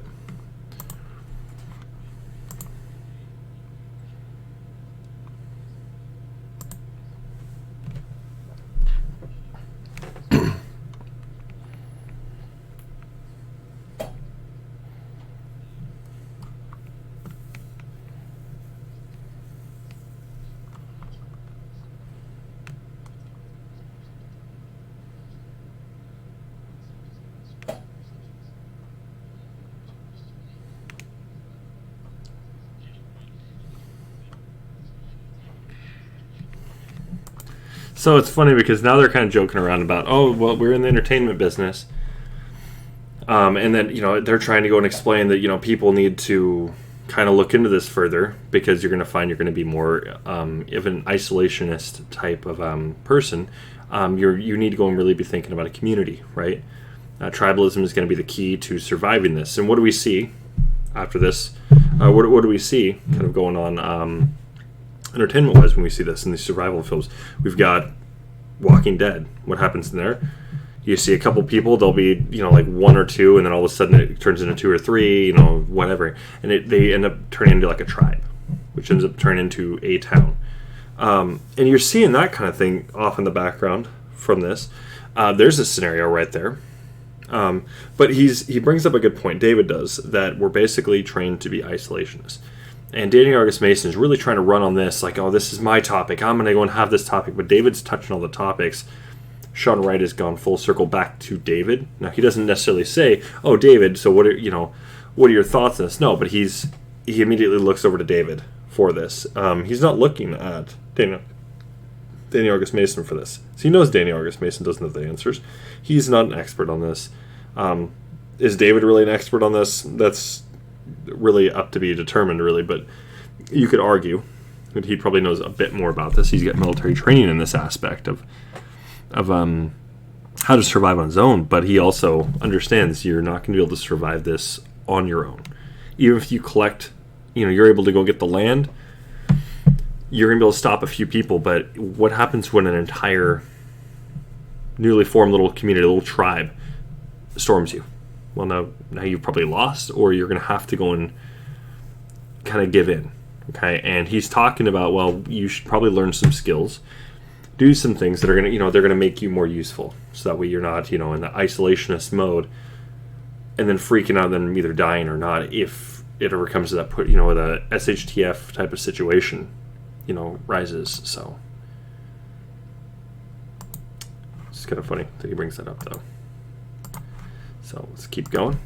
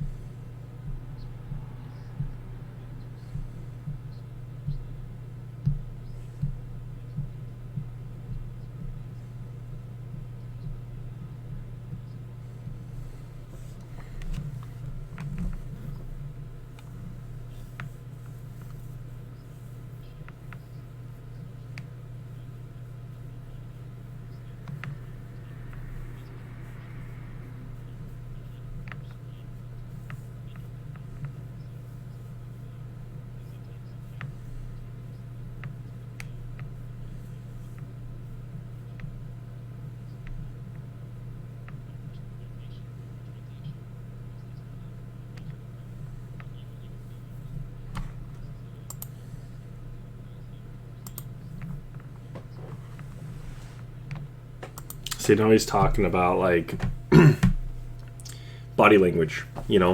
There's certain things you're going to be conditioned to understand growing up in the society.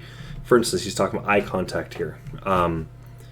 He talked about also about if the mainstream media is saying this one thing, find out what they're talking about, and then use your critical thinking skills. Is this something we should be attacking, or is this really something we should be really just paying attention to, maybe even siding with and saying, no, this isn't okay?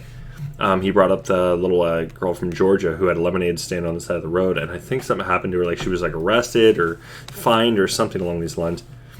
And mainstream media was just like, yeah, no, this happened, Now, whether they said it was a good thing or a bad thing, they're just glazing over it a lot of the time, okay? A lot of the mainstream media, if you guys are going to look into that too, is he brings this up a lot. This is a recurring theme throughout this interview, who's mainstream media. and the elites and things like this, they do bring this up frequently, but the main thing here is, he's trying to portray everything through this art medium. He's trying to go and perceive or to throw out truth, right? So people can wake up. So his job with this movie, it's not necessarily how propaganda is, where just right in your face, believe this, you have to believe this. This is what we want you to believe it. This is more, hey, check out this cool movie. There's some cool points in here you might want to go and, maybe listen to if you want, question some things, do your research. Maybe what is this movie really about? Go and research the movie. Maybe you'll see some of the mythology in this, and you'll research this. You'll see a cool concept. You'll research. It's thought-provoking, and that's the whole point about his movie he's making, or is making. And so that's basically what he's trying to go and get out there. And that's the whole reoccurring theme here.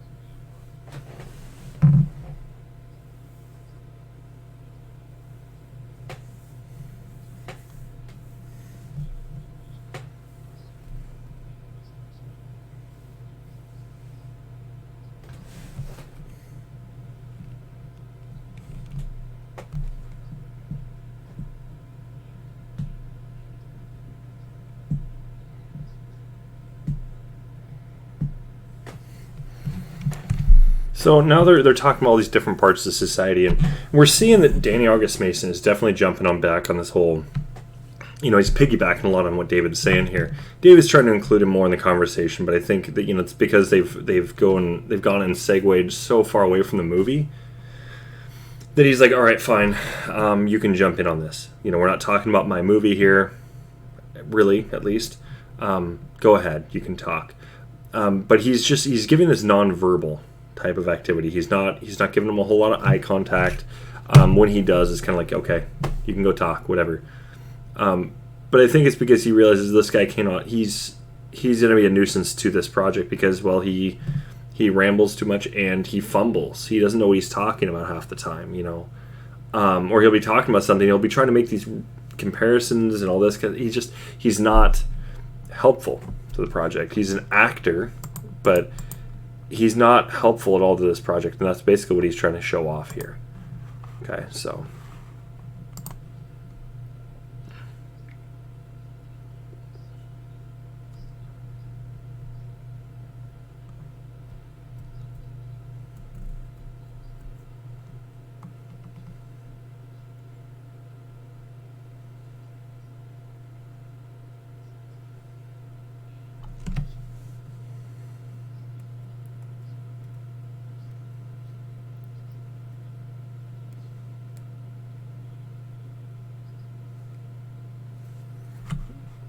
So the reason David is I think willing to go and keep going along with these other questions here, I think it's more along the lines because he's trying to teach at the same time, just like how he's going to be doing with the movie. Now, Danny August Mason, he knows a little bit, but it's not really enough, and he fumbles with that information. David is essentially having to carry him on his shoulders. He's got to drag him through this because he knows the stuff. He knows what he's talking about. He's actually done the research. Danny August Mason he's probably watched, I'm sure he's probably watched some InfoWars. Whether he's a plant or not, I don't know. But he's definitely probably watched some InfoWars. He's probably watched Jesse Ventura's show about conspiracy theories. He's probably watched this kind of stuff. And that's what he's got in his head. This is this is truth, right? This is what we need to pay attention to. But he probably doesn't do the research himself, okay? Because he piggybacks a lot off what David says, or what Sean will say, more often not with what David says, but I don't think he's really all that informed. Now, he may have heard conspiracy theories, and I think he's probably cataloged those in his head. Oh, I need to go and pay attention to these, but doesn't do the research. You can see this the way he's also carrying his conversation. He fumbles a lot and trying to explain it, and David will come save him, right? And you can see that it's kind of... It almost seems like it's almost frustrating, DAM, but it's at the same time he's like reluctant to show as much of that as he can. But this is where his acting comes in, I think.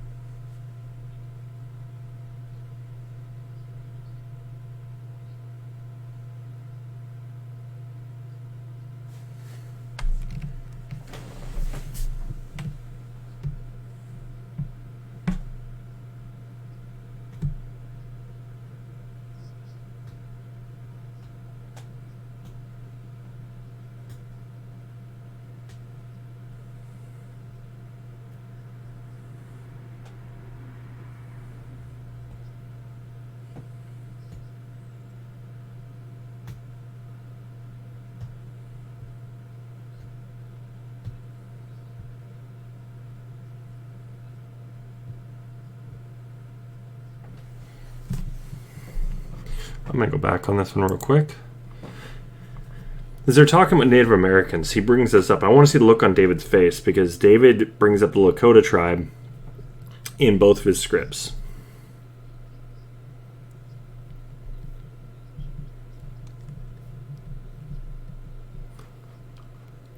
It's interesting. They're bringing up Bill Gates.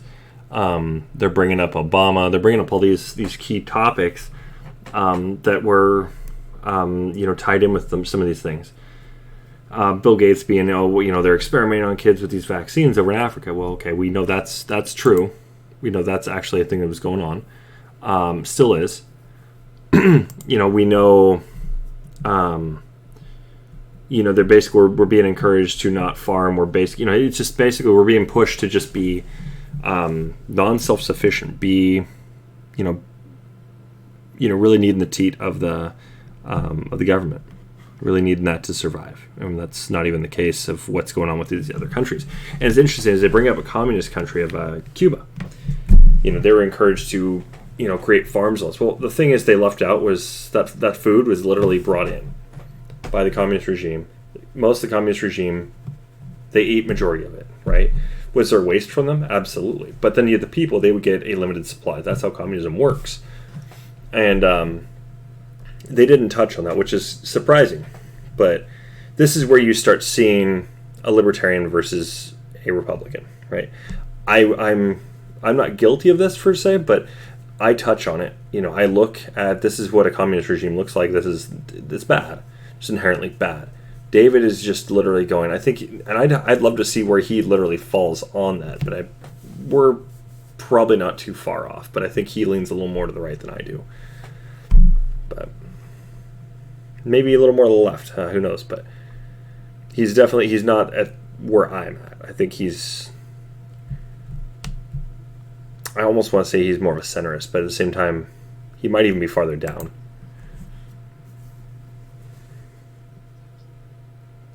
I don't know.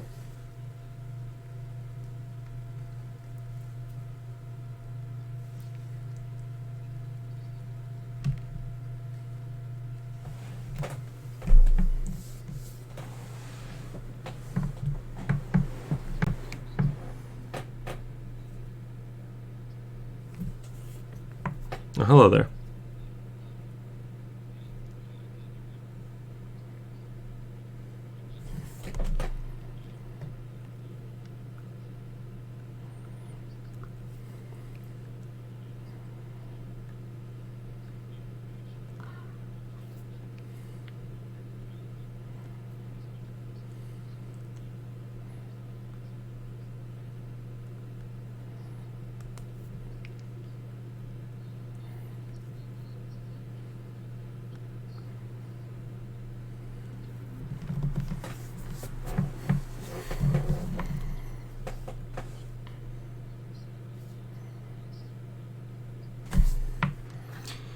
right, this is what's interesting here. We're going to go back a little bit.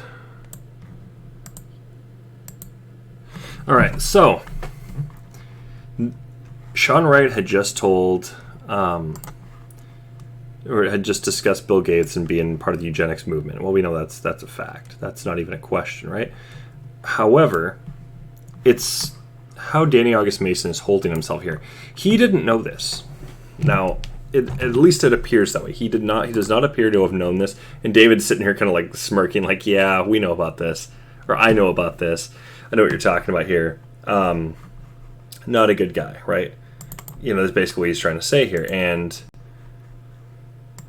Danny August Mason, I don't think really knows anything about that. So look at his face here. This is not the face of somebody that would know. He was just shaking his head is all he's doing. Why would you shake your head and know at this? That's a thing. Okay, we know this is what's going on. Anybody that does any research on Bill Gates will eventually find, I mean, it doesn't take not too far into researching him. He's a eugenicist. Okay, him and Epstein, they had that connection as well. Danny August Mason is not, I don't think he's very familiar with it. Okay, just based on how he's kind of holding himself here, does not appear to be. Okay.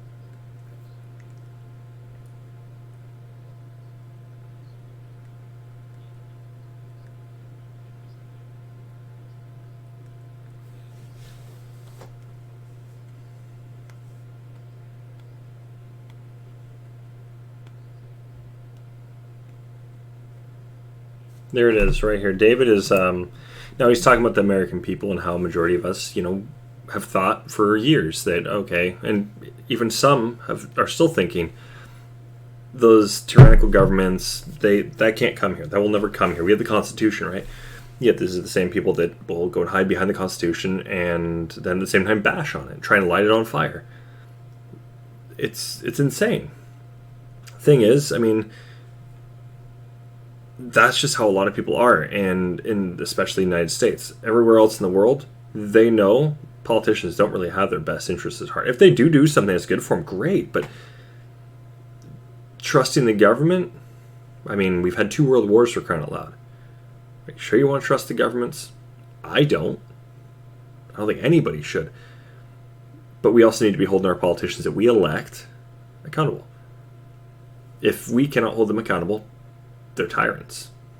We cannot let there be tyrants, especially on the soil of the United States. Absolutely not. We fought, our forefathers fought to keep us free. So he's getting at this. He's basically hinting at this, that it's foolish for us to think that it can't happen. Bring back the tar and feathering. Just saying.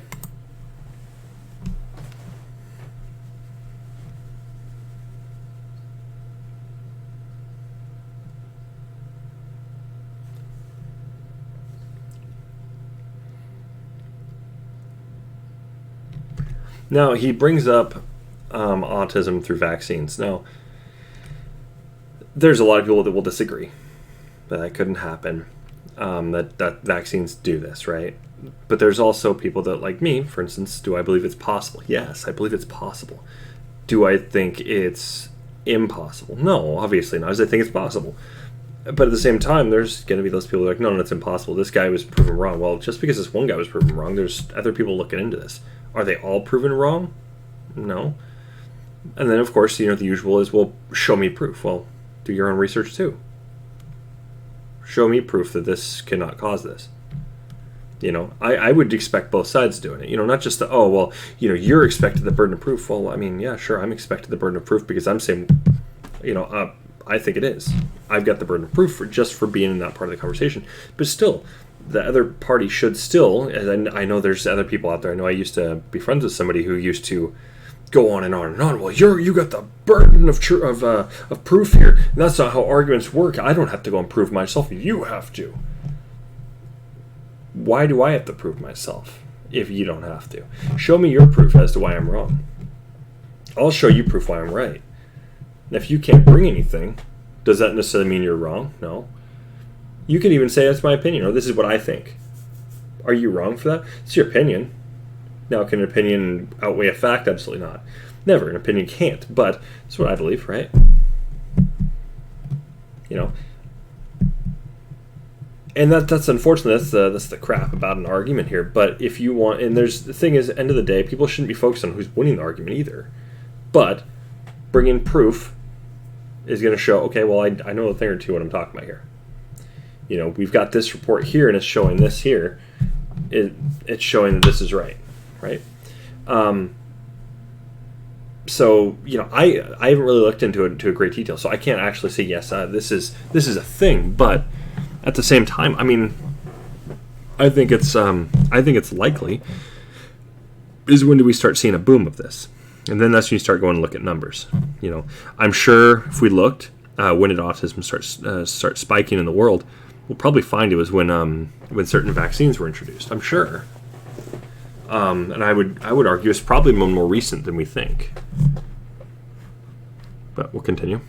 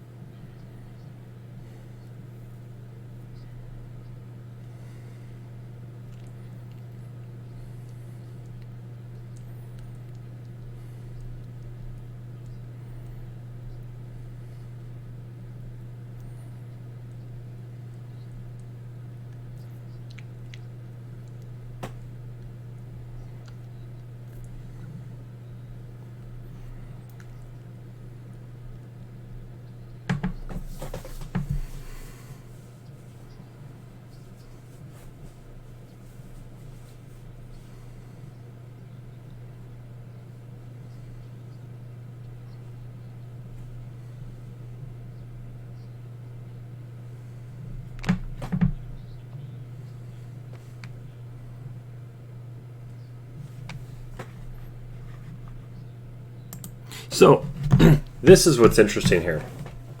Okay. By David saying, oh, you would know the numbers. This is already establishing they've at least talked, right? This isn't just like the first time they've met. They've been talking for some time. Now, who knows how long at this point? We could figure that out. We can actually deduce this pretty quickly by going over Facebook. We can go over things like this. We can go over even through Hothead and all this. Where did they meet? Okay, what point?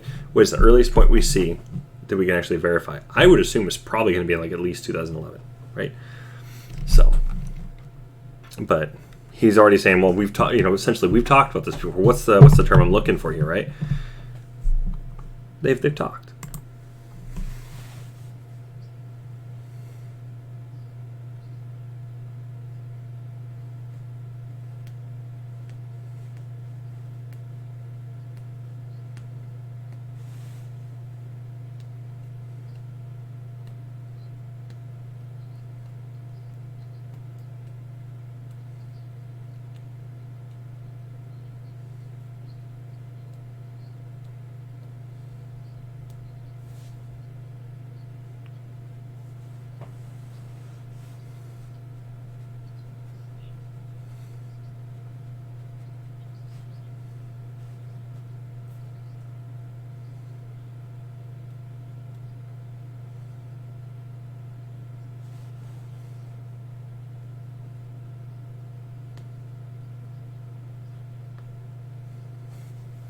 Now he's talking about he's essentially given the comparison to us in Rome. Now this is a usual thing we'll see. David is showing this. The thing is, Danny August Mason, by paying attention to him, you're seeing this guy doesn't know what he's talking about. He doesn't have an extensive knowledge base on any of this. You can see this. He's looking down throughout most of this here. When he looks his head up, it's basically because he's going to go on to his little ramble and he's going to go fumble. He doesn't know what he's talking about. There's a few things he'll say here and there and just bam, okay, here's your point, but then he tries to go and extend it Give me the limelight. Give me the limelight. Well, he's an actor. He's trying to go and hold on the limelight. He doesn't have the knowledge base, though, so therefore he looks like an idiot. Okay? And you got David who comes in to rescue him. He plays hero on him. And but at the same time, it's like, ugh, why do you keep throwing yourself out there like that? It would be funny to find out if they actually did have a conversation like that. That would be hilarious.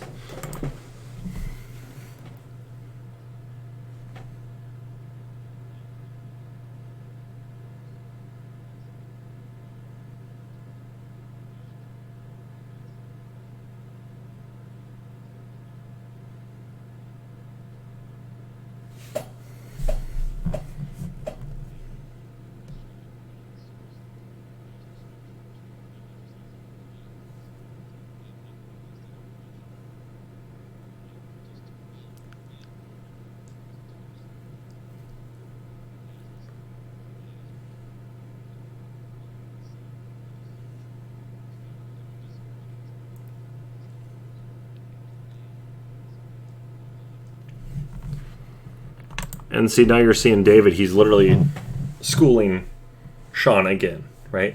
He's like, no, you're not really right on this, actually. Let me explain. And he's like, basically, hold my beer. He hands it over to, he's handing it over to Danny August Mason, Let me go and school this guy. Or he'll do the same to Danny August Mason. Oh, you're fumbling. Here, he hands Sean, hold my beer. Yeah, same thing. That's what he's doing. That's all David's been doing this entire interview. When it comes to talking about the actual information, he's actually exposing this stuff.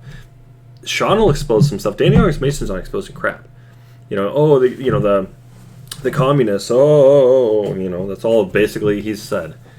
He doesn't have any idea really what he's talking about here. So it's kind of funny to see this. Actually, it's almost like it's like, yeah, I don't know. It's hilarious to go and watch this. It's kind of like. It's watching somebody that has no idea what they're talking about fumble around, and you have their guy right next to him who's supposed to be like their lab assistant. It's one of those like projects you see in school, right? You have the one guy who doesn't know anything about it, but they're the ones being called to answer. And then the guy who actually did the project, did all this stuff, is over here, and he's the one who ends up saving the project because he actually had the knowledge base. While this guy who just sat there, this happened, and yeah, then David comes in. So this is what happened, and here is the steps of what occurred, and yeah, this is actually what this means here. He lays it out, and he lays it out in a simple, very easy to read, or here in this case, way. While you got DIM, who is just like fumbling around the whole time.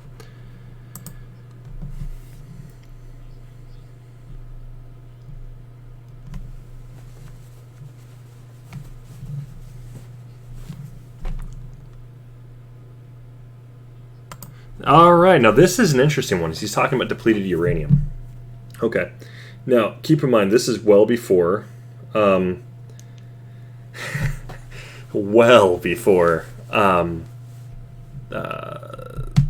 Google searches. Why would David need to go and look up depleted uranium? He already knows all about it. He's talking about them, and he's got this just like look of like, all right.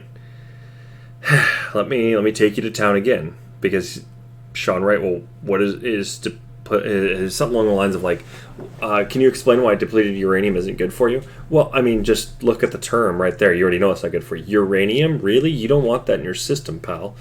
I mean, it's a no-brainer. But he's having to explain it. So as an interviewer, I mean, I don't think it was the best thing. He should have been wording some of his things a little differently if he's going to go and interview. Ask the questions in a manner and have everything kind of laid out in a way that's just going to be clear, concise, and it makes sense in the order you're going. The way he's got this, I don't think he asked any question. I don't think he wrote anything down just kind of off the top of his head. Which I don't know. He's not an experienced interviewer, so you can see that's not really going to be effective. So.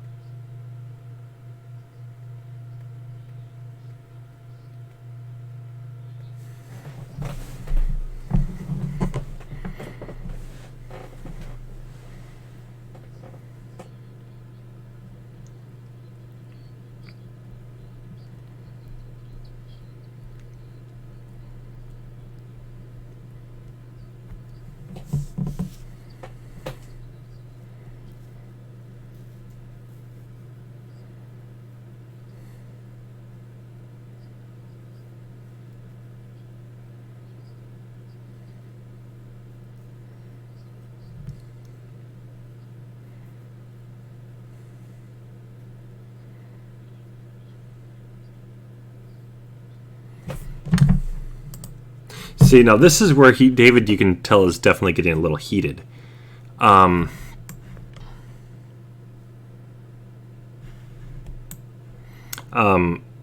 David is like, they're talking about disabled vets and children and elderly people.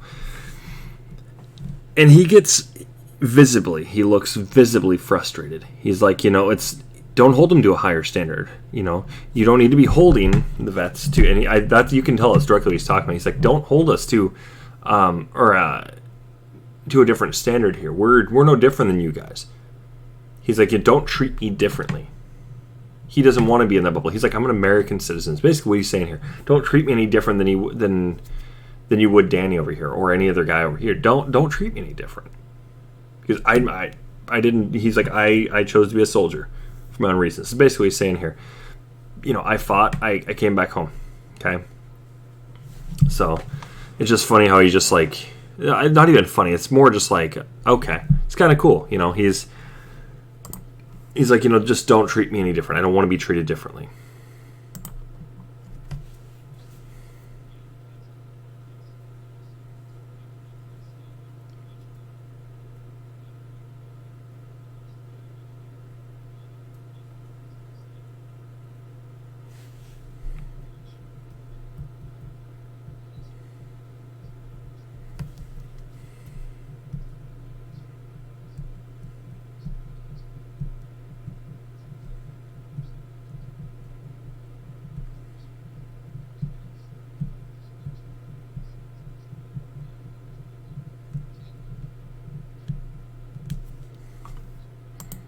Coming from the guy that literally he did a video game commercial. Really, man? You're gonna go and complain about video games? Okay. Oh, God, I swear.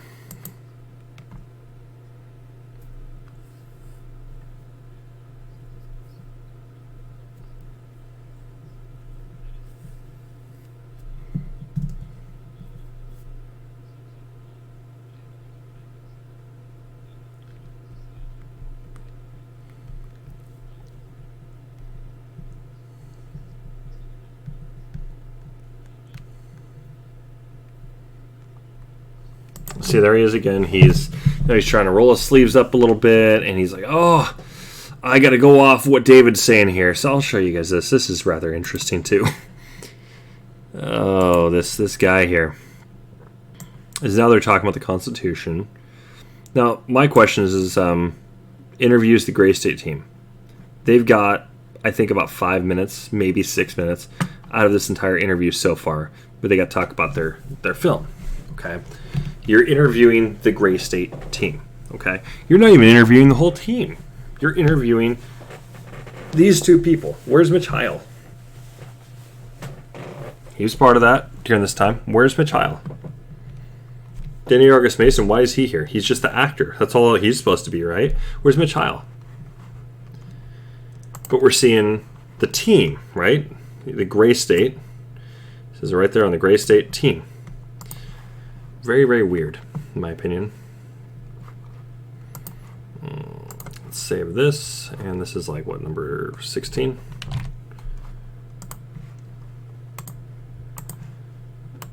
And you guys tell me if I mean, this is Danny Argus Mason trying to go and really take control.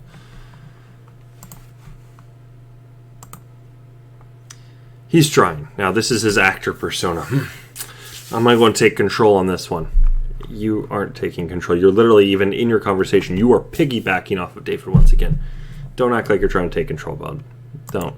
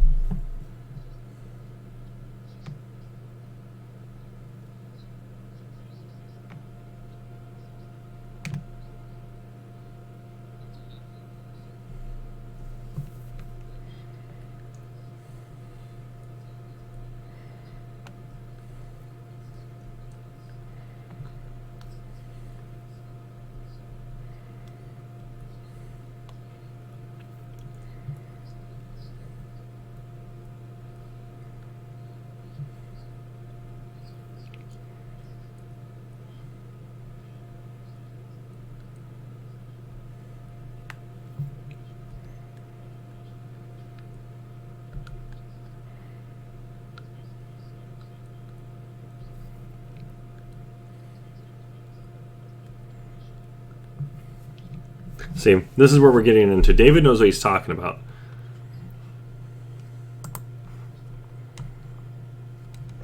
Okay. All right, so, well, we got some other part right now that we know that, so we know this is, well, I mean, it's obviously well before Kamel did, so he mentions this. Now we get this right here. University of Minnesota, master's degree in public health. He mentions those two things. Okay, so we know, obviously, she's still working at this, but we already got this confirmed that this is when she got it, right? On Halloween. But he's talking about all these different things that are kind of going on, and he's just like, look, we have these inherent rights. We know this is going to be a problem. We've got these generations now, I think he says 3 generations, that have been indoctrinated. And then he brings up Skinner's box. This guy has studied what he's talking about. What does Danny August Mason say about this? Yeah, that's it. That's it right there. Yeah, what he said.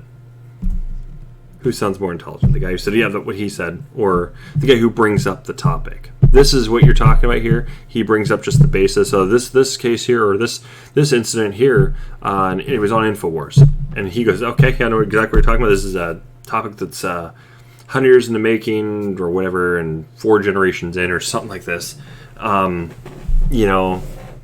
He goes, this is something that we've been basically conditioned to do. And he goes, this is an experiment.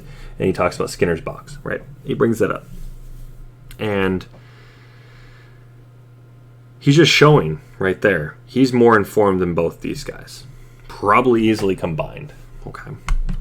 So once again, he is showing dominance, inserting that there, just really asserting himself. I am the guy who's really in charge here. I'm the one who knows what I'm talking about.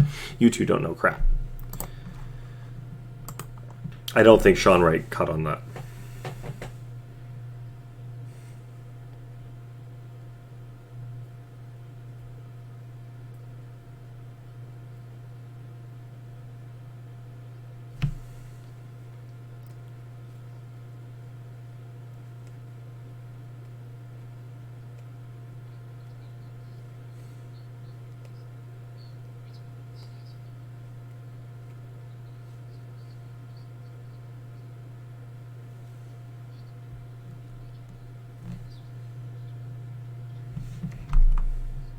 Now you can see this is where Sean Wright gets all of his news. He goes to Infowars.com. Even anybody that I would say go to my my podcast, listen to me when I'm talking about the news. I'm not even saying take all of my information, without a grain of salt. Take it with a grain of salt. Do the research. Always do the research. Anything we talk about here, do the research. Anything we talk on my podcast, do the research. Anything on my videos, do some research on it. Okay, and that even goes for my gaming streams. Do some research. See what I'm talking about here. Run the numbers yourself. Always don't take anything, that just because the expert says this, you should believe it. An expert's just another person too, right? There's no difference other than they got a piece of paper, right? They went and took a little extra training. You know what's funny about this? We can get most of that information. In fact, I would even argue all of that information you learn in school, you can learn it on YouTube most likely. In almost any career field. You want to learn how to go and rebuild a car from the ground up, right? What bolts and nuts and washers and all this, what do you need? There's a video for it. If you want to learn how to do something, let's say a different shading method in Photoshop, there's so many videos on how to do this. You want to learn how to do what David's doing, how to go and shoot film in a certain style. This is how you do it. You can even go look up on Google. They've got books everywhere. You don't have to go to school to learn how to do something nowadays. Back in like the 1940s and 50s, sure. Right, exactly. And that's the big thing I want everybody to also catch from this. David knew what he was talking about.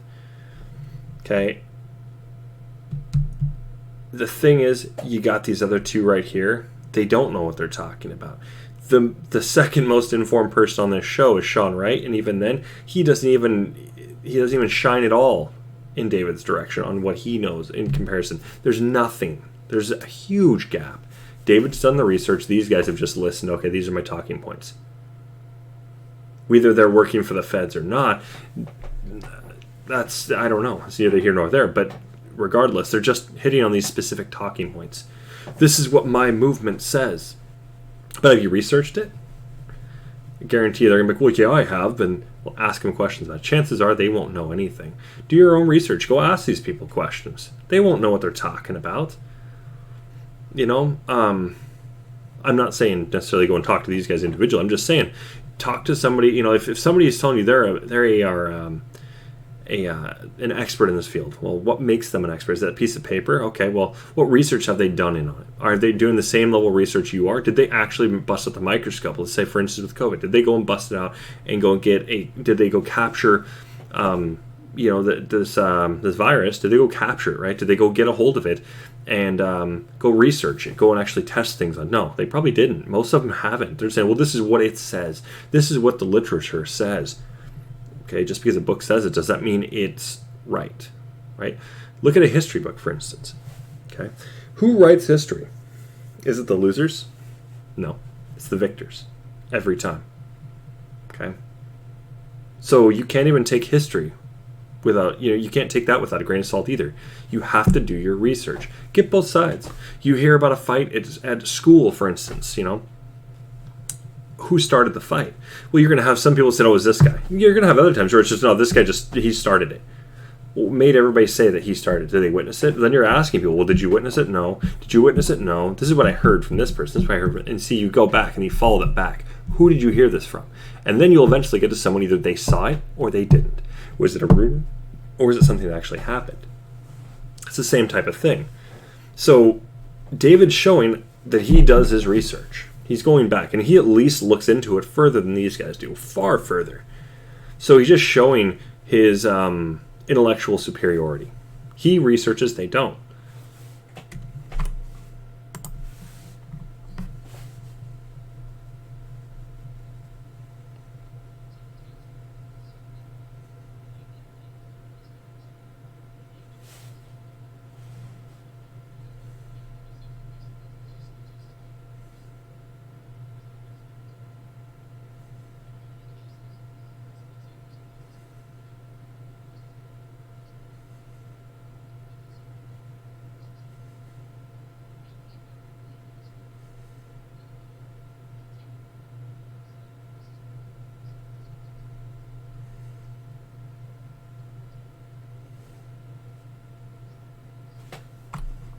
Notice how he touches on this. Now, he's trying to seem a little more on the intellectual side on this. I've done years of research on this. Okay, you mentioned HAARP and weather manipulation. What else have you mentioned? Have you mentioned cloud seeding? Have you mentioned radio waves? And that's what's going to basically, it's essentially bouncing around in our atmosphere, and that's what's going to go and cause the weather to change. No, he's not mentioning a damn thing about it. I've done research on it. Well, that's because that's where he gets his news from. This is also something he was trying to go and be a part of.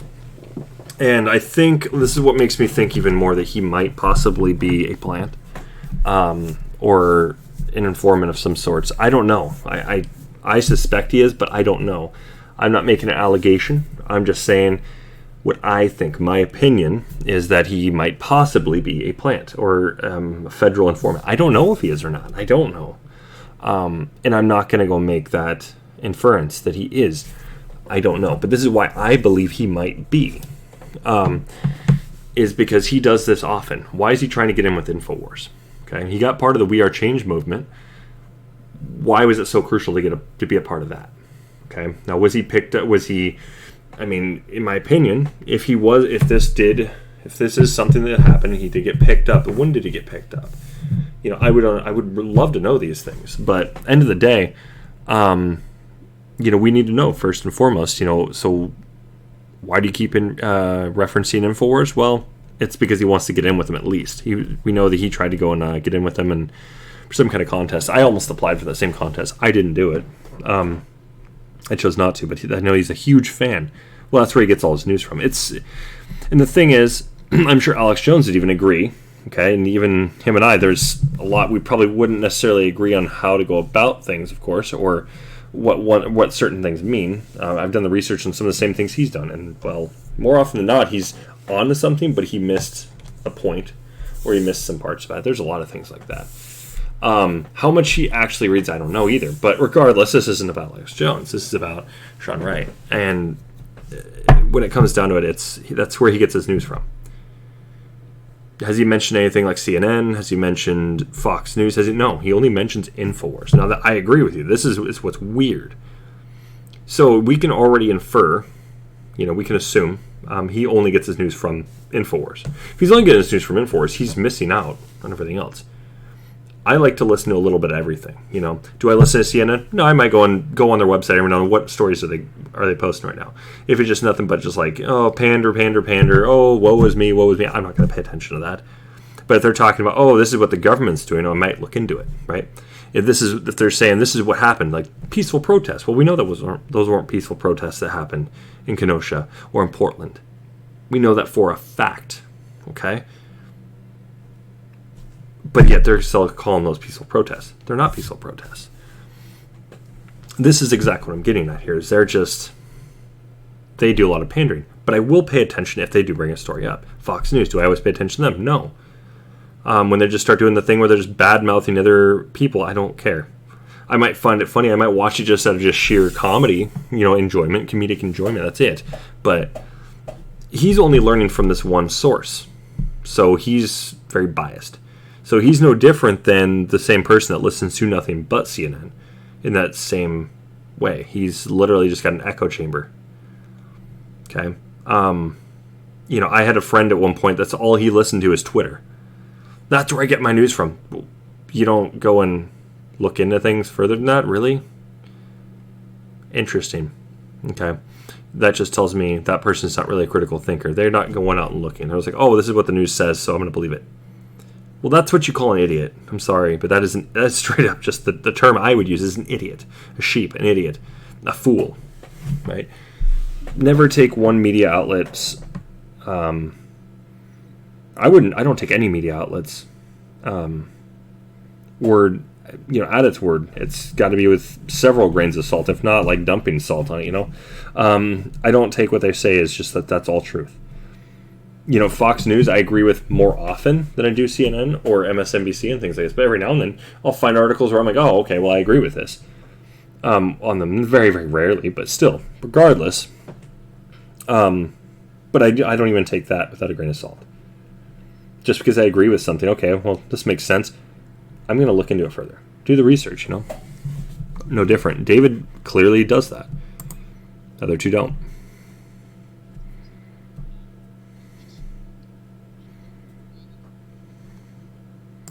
And you see David's face right here. I'm going to go and actually show this.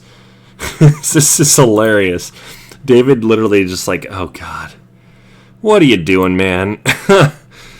Yeah, he's just like, okay. You don't know what you're talking about. He just shook his head at him. He's like, come on. So I'll show this off. And we're going to definitely... You see some... you can tell he's just like, you're making yourself look like a fool. And is he? Well, yes. Yes, he is. And you see what I'm talking about right here. He's just like, come on, man. Do you really got to, make yourself look like a fool even further? Please don't. Please don't.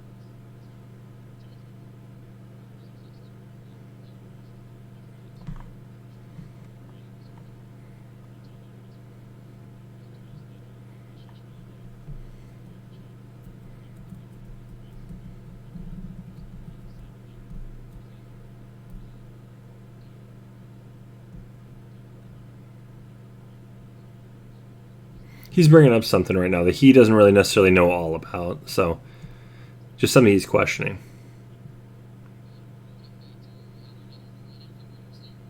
There he goes again. Oh, yay.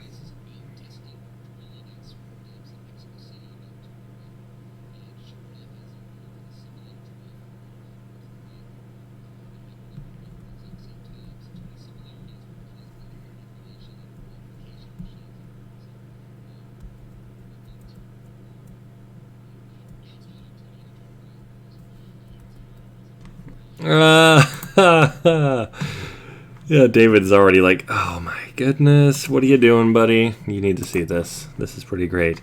Danny August Mason is like, I'm gonna jump all over on this one. He's been trying to, he was literally reaching across the table trying to get Sean Wright's attention on this one. This, to me, he's like, oh, okay, well, we're comfortable enough. I'm just gonna keep jumping, and I'm gonna get my share of the limelight on this. Please look at me. Please look at me. That's what we're getting here. When it comes down to it, David's done with it. He's willing to talk about this, but I think he's probably wondering, okay, well, are we going to get back on the movie? I'd like to talk more about this movie. That's what he looks like he's really wanting to do, is talk about the movie. Okay? You got his body language. He's literally just trying to okay, I'm going to open up my hands. I'm going to go and stretch my fingers a bit, kind of rub my hands a little bit. Maybe, hopefully, he'll get the picture and, get it figured out. But yeah, he is just done. He's like, oh, come on.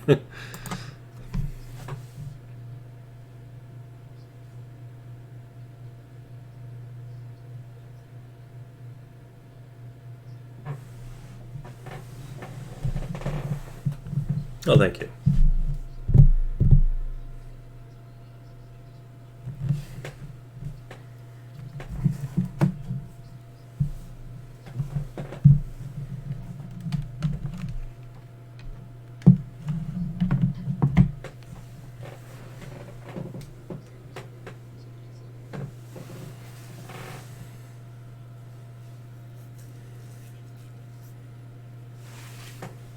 Jedi mind trick.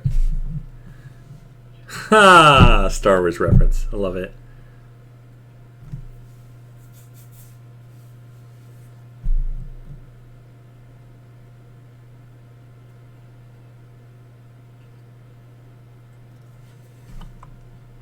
And now he's trying to say everybody's an actor. Oh, I'm an actor. See, I'm important. He's trying to go and just literally show he's important. He's not. He's not.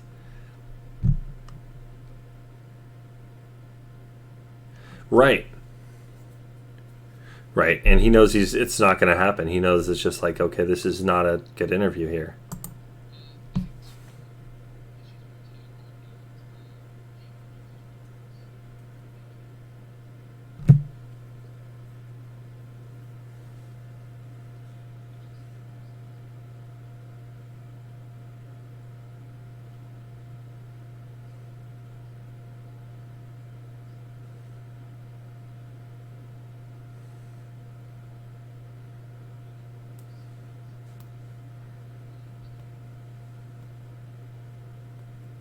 Ooh. See that right there? Already assuming you don't know what you're fighting for.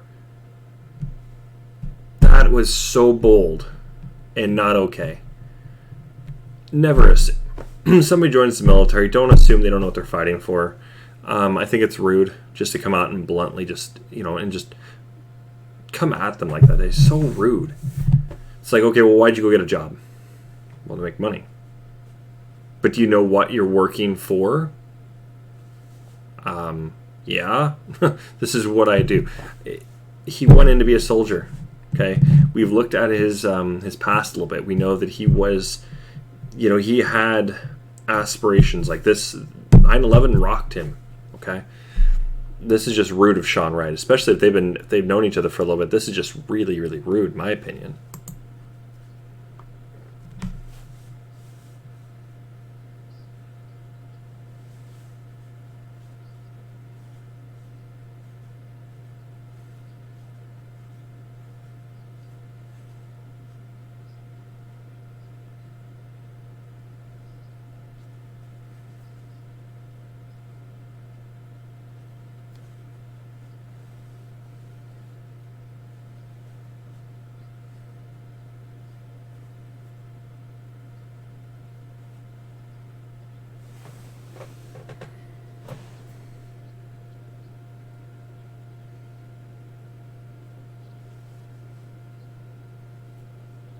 See,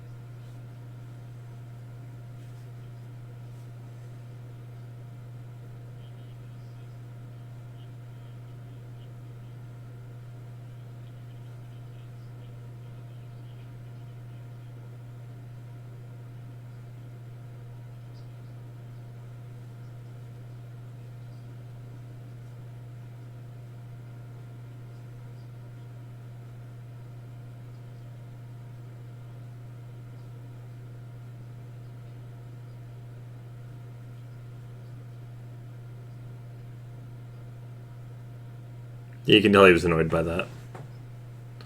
Oh. He's been right on a lot of things. You can see David just like, really? You've been fumbling and don't know what you're talking about here. It's that look. I'm going to show you that one too, because this is another one. It's showing the arrogance of this guy right here. David is just like, really? And you got Mr. Arrogant Danny August Mason over here, just like, but you know, David, he's known, you know, he's been right about most of the things he's talked about here. Really? Come on, man. Not to quote, you know, the resident in chief. You know, I did not say president in chief. I said resident in chief. It's hilarious. But it's this level of arrogance is just, it's ridiculous. And we see this from this guy time and time again. And David, you can see, it's very, very clearly caught, like, not off guard, but like, he's surprised at this point. He's like, really? You're gonna say this right now during an interview? Really? Really? Okay.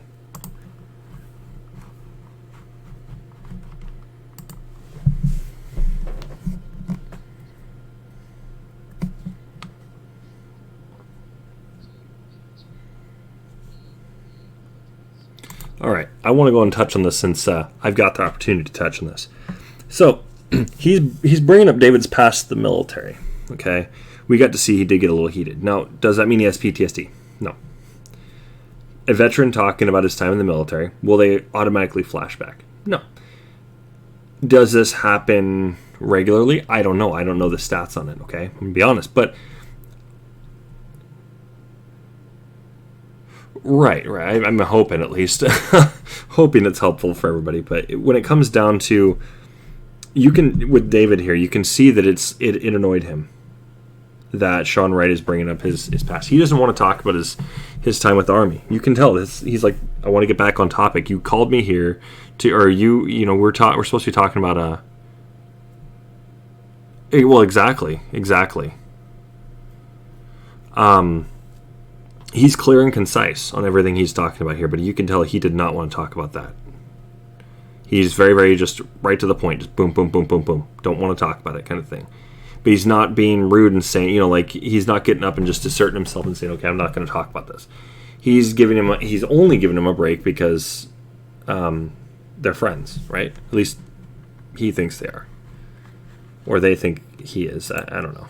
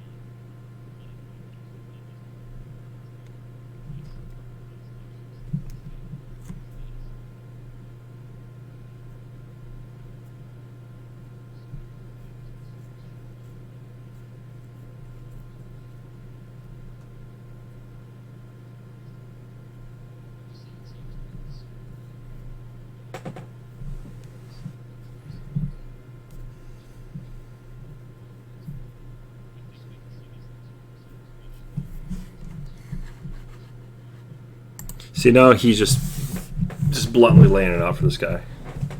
Yeah, he is not there to talk about his military history. Yeah, he definitely, you can tell he's getting impatient. He wants to talk about his movie here.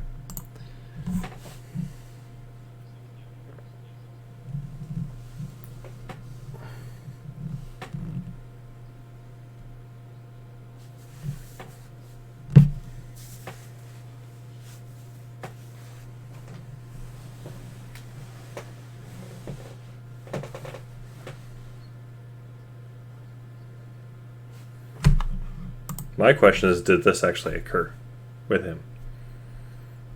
And does that really matter to this? I mean, if he does in fact have PTSD, what caused it? But we don't know if he does. I'm already still assuming, no, he doesn't. Because he doesn't want to talk about this because, for whatever reason, it could be because he has it. Who knows? But at the same time, on the flip side, maybe he's like, I just really want to talk about my movie. You literally had me interview, right?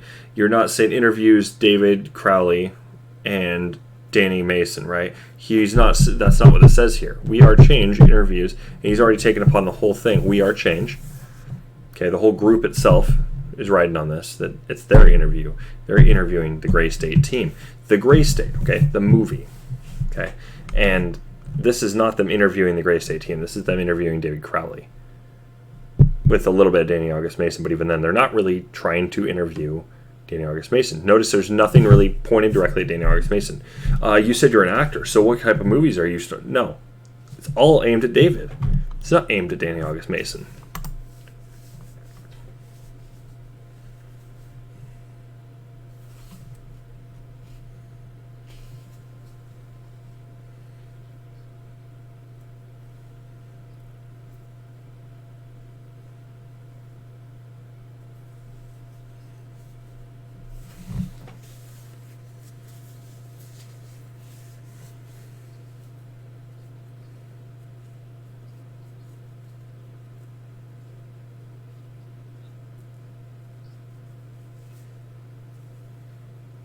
See, right there, that's also showing, that's a big part here.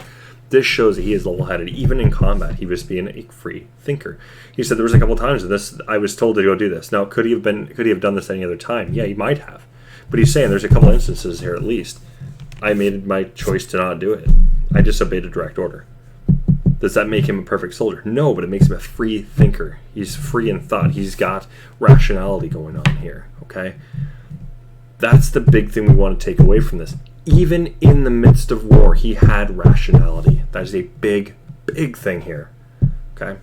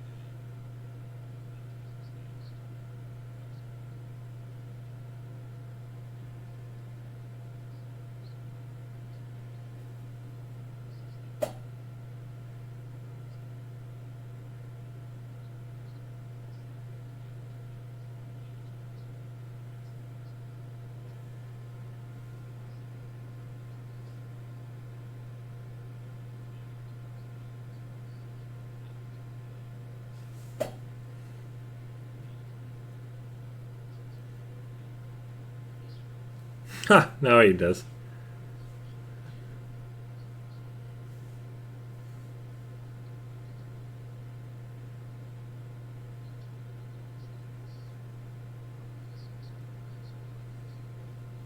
He's trying so hard to be like, okay, let's give you a question.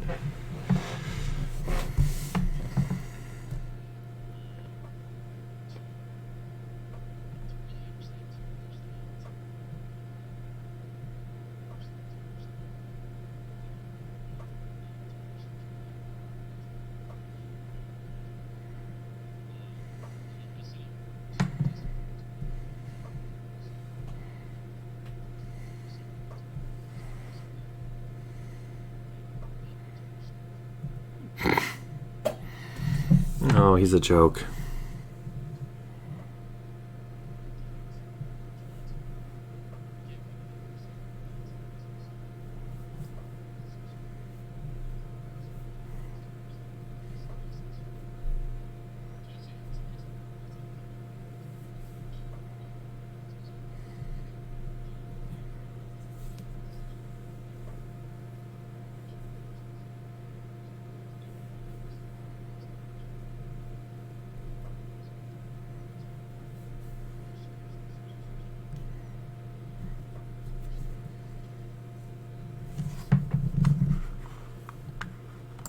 Now, this is where now he's trying to go and talk about David. He's trying to go and put himself on a moral, higher ground than David. You can hear it right there. He's trying to go and put himself up there.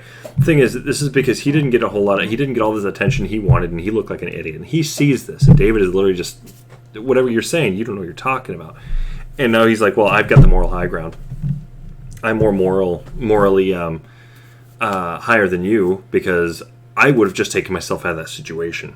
Please, you wouldn't have been in a situation. There's a reason you're not in the military. Why you never went in the military? And it's not because you couldn't do it. It's because you probably couldn't. Well, you probably couldn't do it.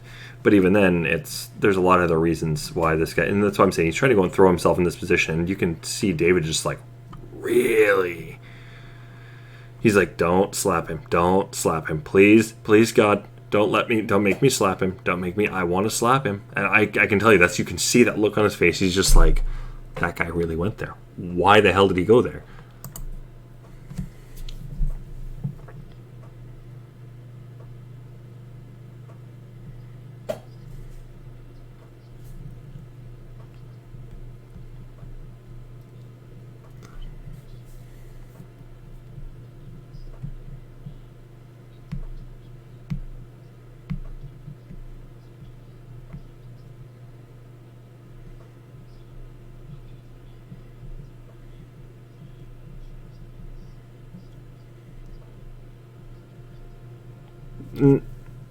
Oh, God.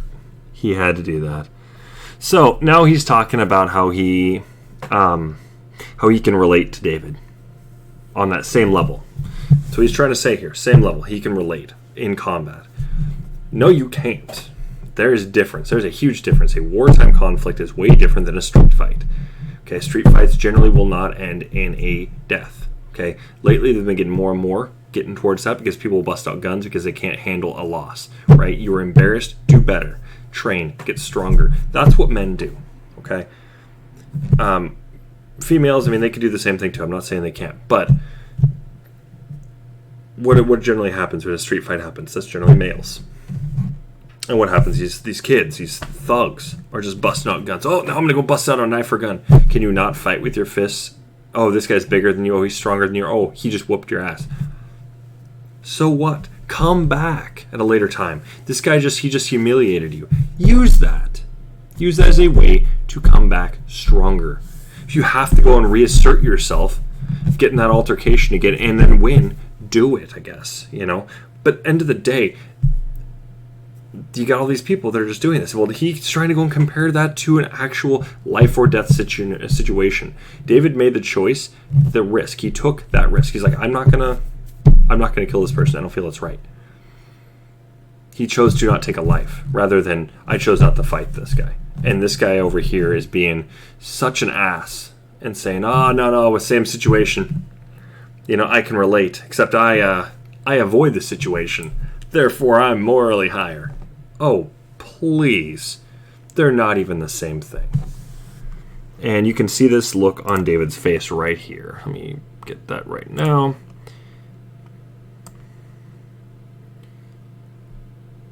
And really just focus on the face. That's all you really need to go and see here. This is absolutely disgusting the way Danny August Mason is looking here. He thinks he has got the utmost of the high ground on this.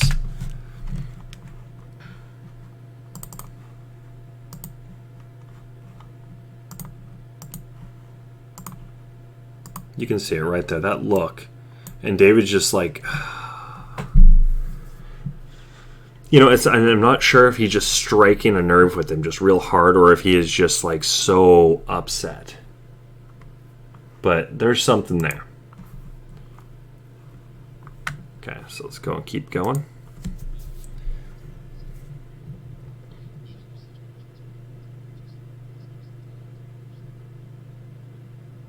You can't do that in war.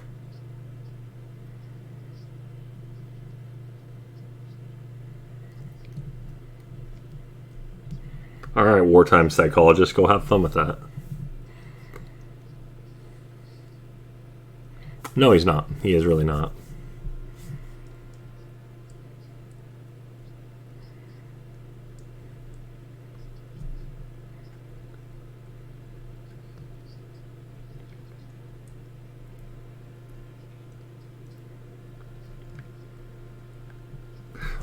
It's funny because now he brings up the Eastern standpoint and how, David was indoctrinated by the West while he was indoctrinated by the Eastern standpoint, right? And then David had just gotten done talking about how the East has kind of got this superior soldier type of mentality. Their soldiers are just going to be they're going to listen. That's how they are trained, and if they don't, well, then they're not going to be a soldier, basically. Either they be executed or whatnot. Who knows what he's talking about when it comes to that? But he is saying they've got the soldier mindset. They've got almost the perfect soldier mindset. But he said basically that, that's the Eastern mindset. So now you got Danny August Mason trying to say he's got the superior mindset. Danny August Mason has proven throughout this entire interview he has no damn idea what he is talking about. Not one bit.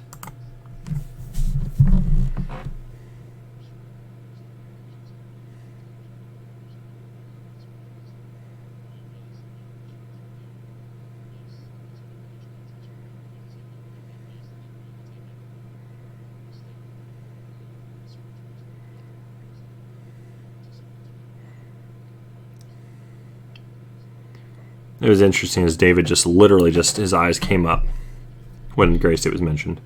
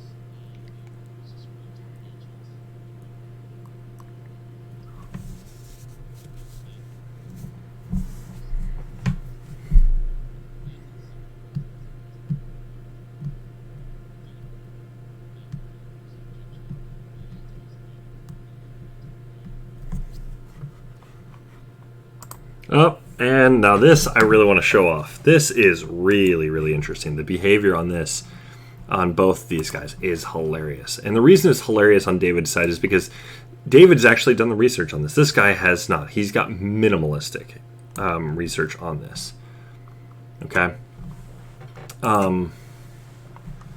He's raising his hands up a lot. He's, I know what I'm talking about. But then you got David just sitting here just trying so hard not to laugh at him. He's like, you have no idea. You really have no idea. I'm laughing at this guy. This guy has no damn clue.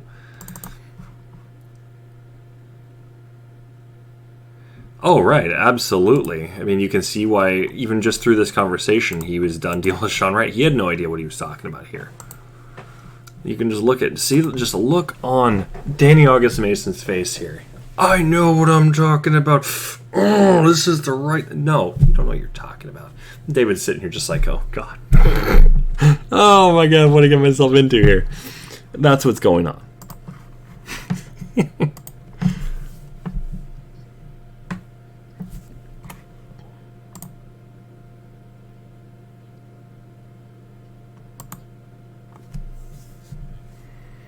Oh. Oh. Oh, yeah, he definitely subscribes to InfoWars. That's where these two got their news. That's where they're getting all their news from. And you can see David sitting here like, I think he's just like, it might have clicked with him here. Wait, is this where you get all your news from? That's why you guys keep talking about Alex Jones and InfoWars? Really? Oh, what did I get myself involved in? So I think anything that Danny August Mason was putting in, he was probably thinking at this point, well, it's probably all InfoWars. So maybe.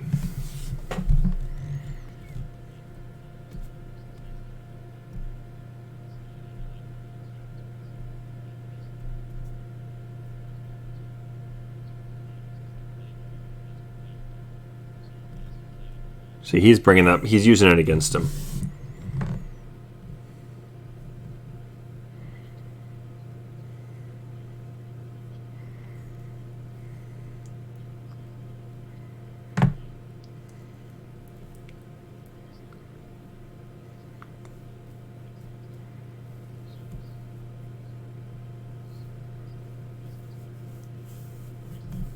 There he goes. He brings it right back into.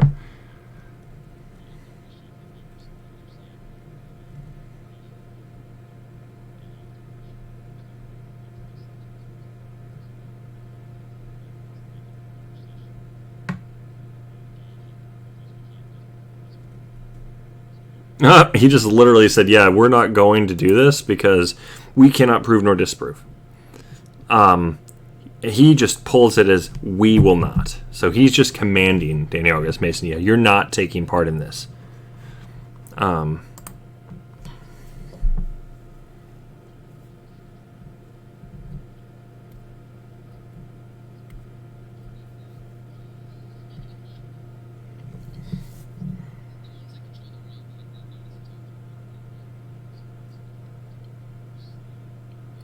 He has no idea what he's talking about.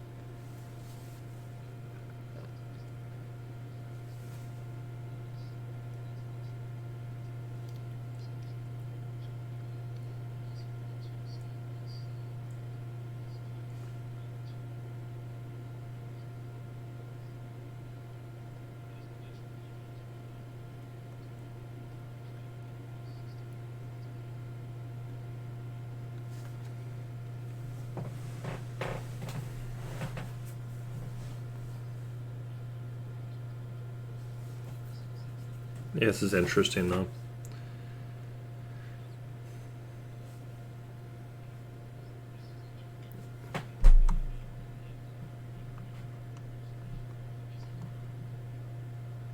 So we're going to leave it there. There's a whole lot we were able to break down from this. We were able to get a whole bunch of screen caps that are going to be, they're really useful to look at here. We get to see how he asserts himself based on certain scenarios, certain questions. We get to see how David is responding to these things, how he's taking this very, very level-headed. Now he's finding, you can see the looks on his face. You can see how he has to continually reassert himself into something that Danny August Mason is just going to fumble on. He's not even answering this question. Now he has to insert himself into that just to go and clear it up. He's making sure it's his movie, his script. And it's he's telling Danny August Mason, you're basically a passenger here.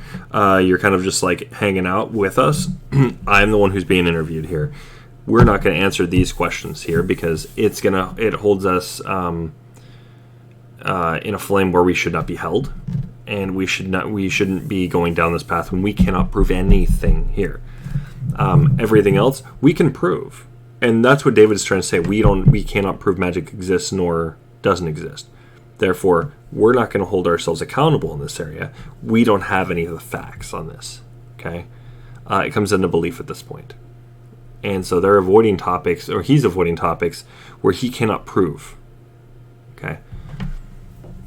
Basically, what he's doing here. Now we see that Danny August Mason is full willing to jump into any fray like this and just start answering what he believes is right, which therefore falls under the category of opinion. And, well, opinions fight opinions. Opinions do not fight facts. And so this is where you could get some people attacking him, and David's like, no, we don't want any of this. We don't want anything bad coming from this. So let's just go and take what we have here, and let's go and run away with it. We've got some publicity for this. We were able to show some of this. We were able to go and do some of this. Let's just go and take what we can and go. Let's get this going and go, right? So I found it interesting, but I hope you guys did too. I'm sorry you guys weren't able to hear anything unless you guys were watching the clip. Once again, I will show that off so that way you guys can go ahead and go watch it for yourselves. And thank you guys for tuning in. We'll be back here in about 15 minutes. I need to go get myself something to eat, and then we're going to get into Elder Scrolls Online. And I do apologize. I know I did say the video was going to be out this weekend. It is not.